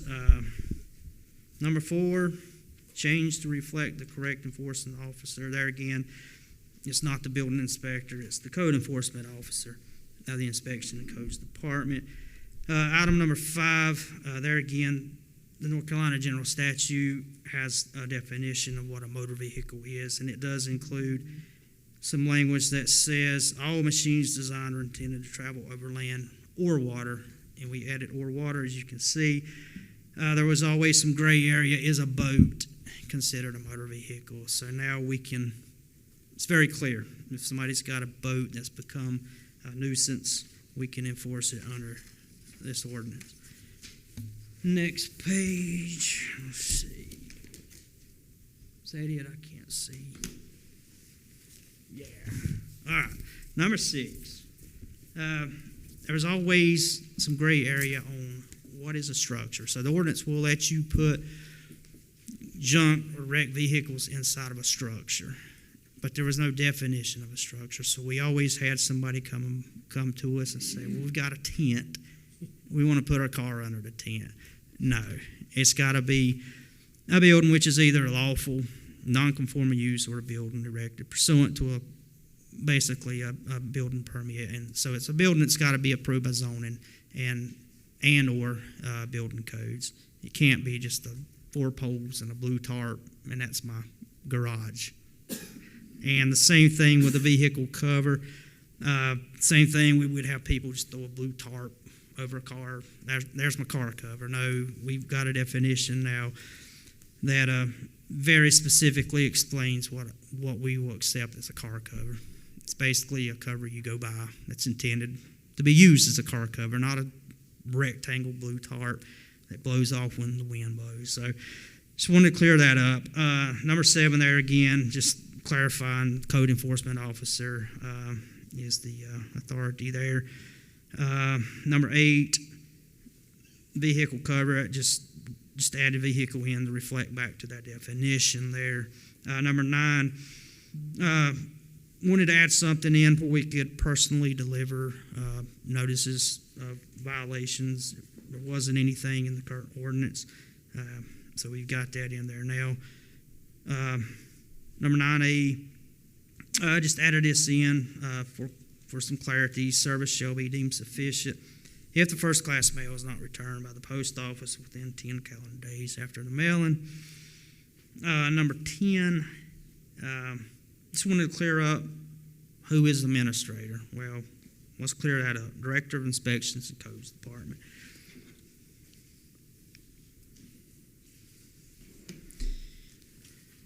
Next page, number 11, which is the community appearance ordinance. Item number 11, there's a lot of, well, not a lot, just a couple of things going on here with item number 11. As you can see, 154.03, it was Department of Community Appearance Standards. Well, there was no Department of Community Appearance Standards, so we just took that out, moved some stuff around. There was an article or a section on swimming pools. We deleted that, took what we needed out of that section, put it in another section, or replaced that section with appeal. Any questions on that is pretty straightforward. And then the next section here, number 12, basically deleted that section and moved that language to the next section where it really should have been, which is on the next page. So 13, 14, that's where we moved that stuff from the previous section. Didn't change anything except just moving it to this section. Same thing with arrow number 15. Number 16, there again we just cleaned up code enforcement officer. Item number 17, changed the verbiage there from administrative search to administrative inspection warrant to be in line with the general statute language. And also number 18, just deleted the word notice. It's not a citation notice, it's a citation. You don't get a notice, you get the citation.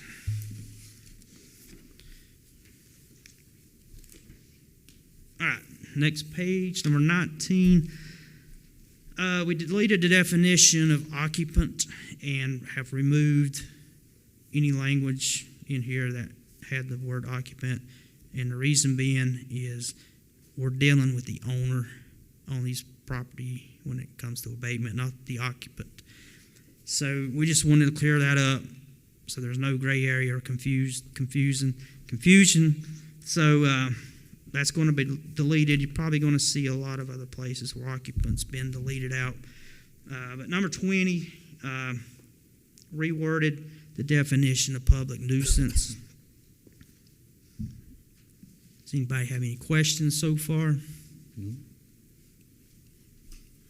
I'm assuming you had a chance to read over this prior. So. Item number 21, just wanted to, later on in this ordinance, that it does refer to a term of reasonable effort, so we wanted to define that, and we'll get to that later on in the ordinance, but just create a definition for that. Number 22, yard waste, was later on in the ordinance. There was always some question, what is yard waste? So we wanted to clearly define what yard waste is. Number 23, there's about 4 words that really meant the same thing, so we took out 3 of the 4 and just left detrimental, and we added the term general welfare. Number 24, do we need to go through all these, or?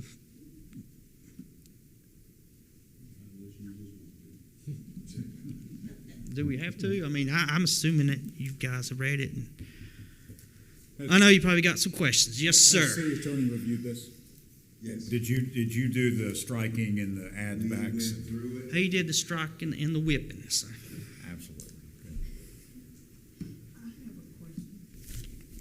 Under the administration and enforcement. Okay, what were you? What? I'm looking at. Let me find it. You all give us so much stuff to read. I know I should have added some pictures, right? Yes, under 154.08, enforcement and abatement procedures. What was that under in? Citations. What section? Administration and enforcement. Okay. Right behind the definitions. Uh-huh. I'm looking at the definition of a chronic violator. Yes. And so my question is, did, under citations, where you have the code enforcement officers empowered to issue citations, and you struck through, you said a civil penalty of, did you reduce that down to $25? From 50 to 25? It's under citations, is 154.08, enforcement and abatement procedures. It's under D. You may have an older copy. That it was marked down to 25 at one point, but it's going to remain at 50. Yeah. Okay, because that was going to be my question. Yeah. Because if you've got chronic violators, you know, and is there anything in the state statute that limits what we can do to chronic violators? Yes, sir. Actually, the state statute or the enforcement statute says you refer to NCGS 14-4, and it puts a maximum limit of $500. And so that's what the state law says. It would be your maximum potential civil penalty. However, if you get involved in terms of enforcement and whatever cost or expense you incur, then you have the potential of assessing that as a lien against the property as far as 1 mile, but never the primary residence of the violator. Okay. But we're limited to that $500. Yes. That is so terrible. I'm sorry. I know. Well, the problem would be if that $50 if it ran day after day after day after day. I mean, you would be up to more money than the property's worth, well over the property value. So. But there just needs to be some kind of recourse for chronic violators. Yeah. I think the one, can I speak? Yes, I think Mr. the one J. thing will help on things like this, these minor violations, and we've not got any movement on it that I'm aware of, is putting this type of thing as a tax lien on the taxes. That gets people pretty perked up, not as a lien against the real estate, and it's got to sell. Because if you don't pay the taxes, then and we were trying to get the tax office to allow us to put those things on. And Mr. Mayor, if I could again to respond Sure. to that. His office has done a great job of putting these liens on the record in the Register of Deeds office, so that when these transactions and sales of real estate are occurring, we're seeing that we're collecting some monies now. And just quickly, briefly, to your point about the conversations with the county, we are engaged in conversations with the county, trying to figure out a way to make these liens become as though they're tax liens collectible by the county for us, and finish that yet.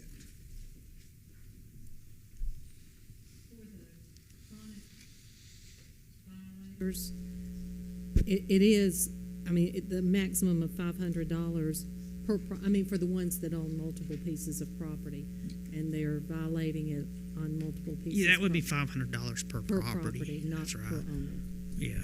It may be important to know too, you get a lien against property X, and the owner owns property Y and Z, that lien can roll over onto Y and Z also, even though it's not quote the subject property. Next question. Yes, Mr. Jimmy I West. know this applies to people who rent properties, it goes to the property owner. That's right. Yeah. So, if, and this is a question that, you're talking about the other properties, that this person may own, would that affect somebody, and I'm just gonna, not throw a name out there, but throw a number of houses out there, some of them's 10 houses, and you put a $500 fine on that person or a lien on that property, does that encompass the other 9 properties, or could it possibly? It could cover any additional properties owned by that violator, yes, Even though they're not. except primary residence. Right.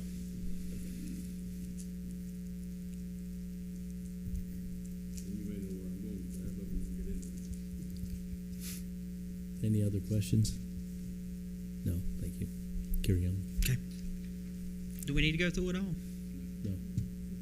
Could I ask though, Mr. Mayor? Yes, I'm sorry, sir. Council, one thing, we're dealing a lot with the ETJ recently, and I know Mr. Hauser made a point of mentioning that earlier in his presentation, but I'd ask him just to state to you what he would be doing in terms of enforcement efforts out in the ETJ. I just think that needs to be clearly understood, if you would, please. Okay, so of these 4 ordinances, the only one that applies to the ETJ would be the housing code, which is referred to sometimes as minimum housing. That is the only one of these 4 ordinances that apply out into the ETJ. So community appearance doesn't apply to the ETJ. That's the high grass and junk, abandoned cars, junk cars, that doesn't apply in the ETJ. And the non-residential building code doesn't apply to the ETJ. So it's only the housing code. And we're only able to do that because the state statute gives us the power to enforce it out in the ETJ.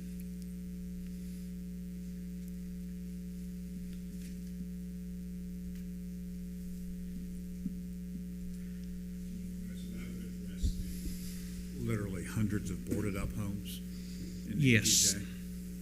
I'm glad you asked. That was a section that we added into the minimum housing code and the non-residential building codes. Because we did see a need to address some properties that are just getting boarded up and just left standing. Some of these houses are really nice homes, and they're just boarded up, and nothing's being done to the homes. It just makes people coming into the city wonder what's going on here. That's right. You know, so we've created some language in the ordinance to address those. How long you can have them boarded up, what you got to board them up with. You got to paint the boards black. It just can't be raw OSB board hanging up over the windows. And it gives guidelines how long it can be up before we'll take further action. So we've seen that need coming, so we wanted to address it and get ahead of that. Council, any other questions? Very good. Thank you, Mr. Hauser. Yes, sir. And council, may I get a motion? So, Matt. Motion from Mr. Bildy, and the second is from Jimmy West. And with that, a vote. All in favor? That is, I did not see, Jay, were you in for that? Yeah, okay, very good. I just missed you on that side. That's everybody. Yes, thank you, sir. Thank you. Yeah, thank you. Thank you very much. Appreciate it. All right, moving on to E, motion to adopt a resolution of intent to annex property identified as Cleveland County parcels 65976, 40830, 10523, 65988, and 10579, owned by the city of Kings Mountain and consisting of 14.342 acres, which is not contiguous to the existing municipal boundaries. Mr. City Manager.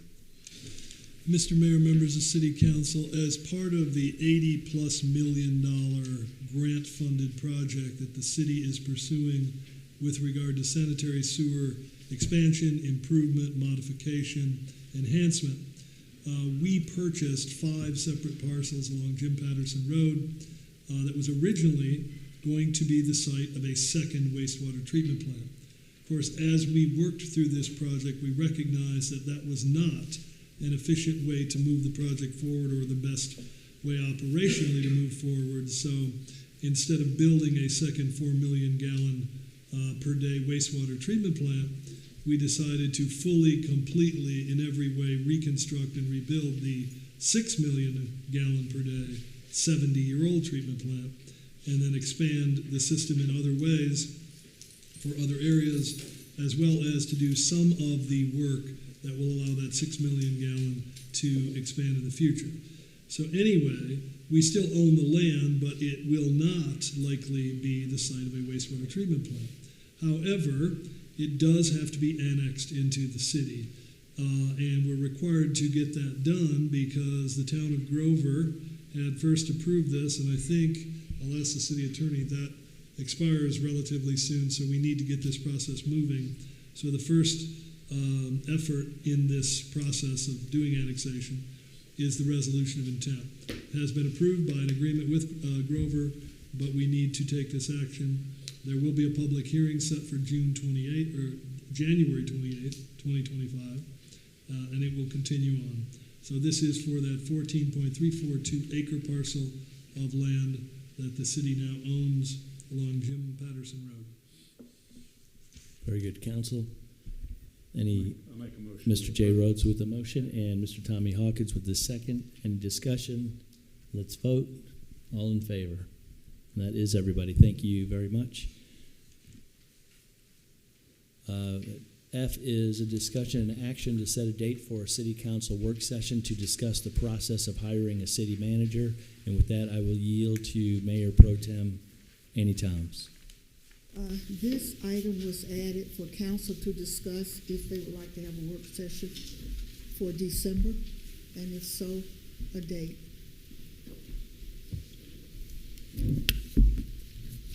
What's your pleasure? I think we need to move forward.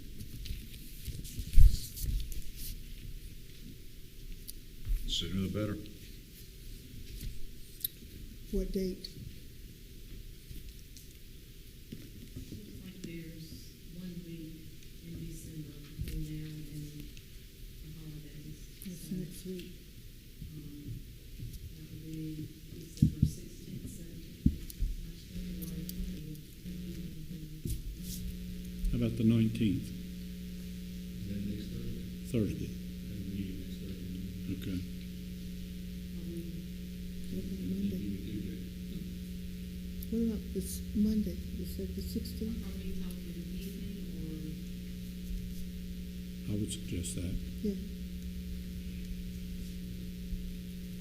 What about 6 o'clock Monday?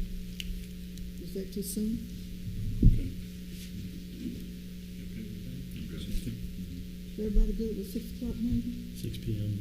Monday the 16th. Can we get We would ask Madam Clerk. the clerk to see if she could get the library for Monday. Okay, I'll do that in a moment.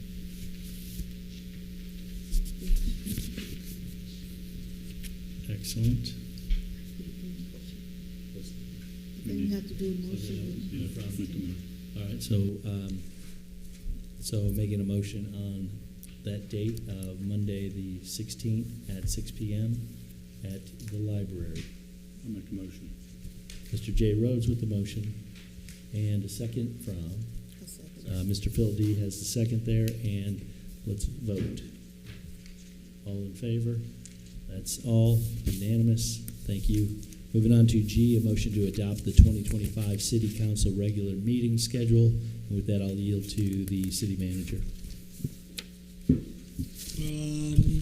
Mr. Mayor, members of City Council, I believe you've been provided a proposed schedule for your next year, calendar 2025, for adopting a regular meeting schedule. So it's up to you to adopt. Got it. Make a motion to approve the schedule for 2025 for our regular meetings. Ms. Shara Miller with the motion, and Mayor Pro Tem Annie Toms with the second, and let's vote. All in favor? That is everybody, so that is unanimous. And then H is the motion to allow the Assistant Finance Director as well as the City Manager to act as a check countersigner with regards to the city's bank accounts. And with that, Mr. City Manager? Yeah, effectively self-explanatory, Mr. Mayor, members of City Council. Just simply allowing the Assistant Fiscal Services Officer to be a check signator in addition to the City Manager. Very good, thank you. With that, looking for a motion. Mr. J. Rhodes with the motion, and a second from Miss Annie Toms with the second, and let's vote. All in favor? And that is unanimous. Thank you very much. 12 is a motion to adjourn. Do I have a motion? I hear Shara Miller with that one, and then Mr. J. Rhodes with the second, and let's vote. And there it is, everybody's in. Thank you very much. Happy holidays. Good night.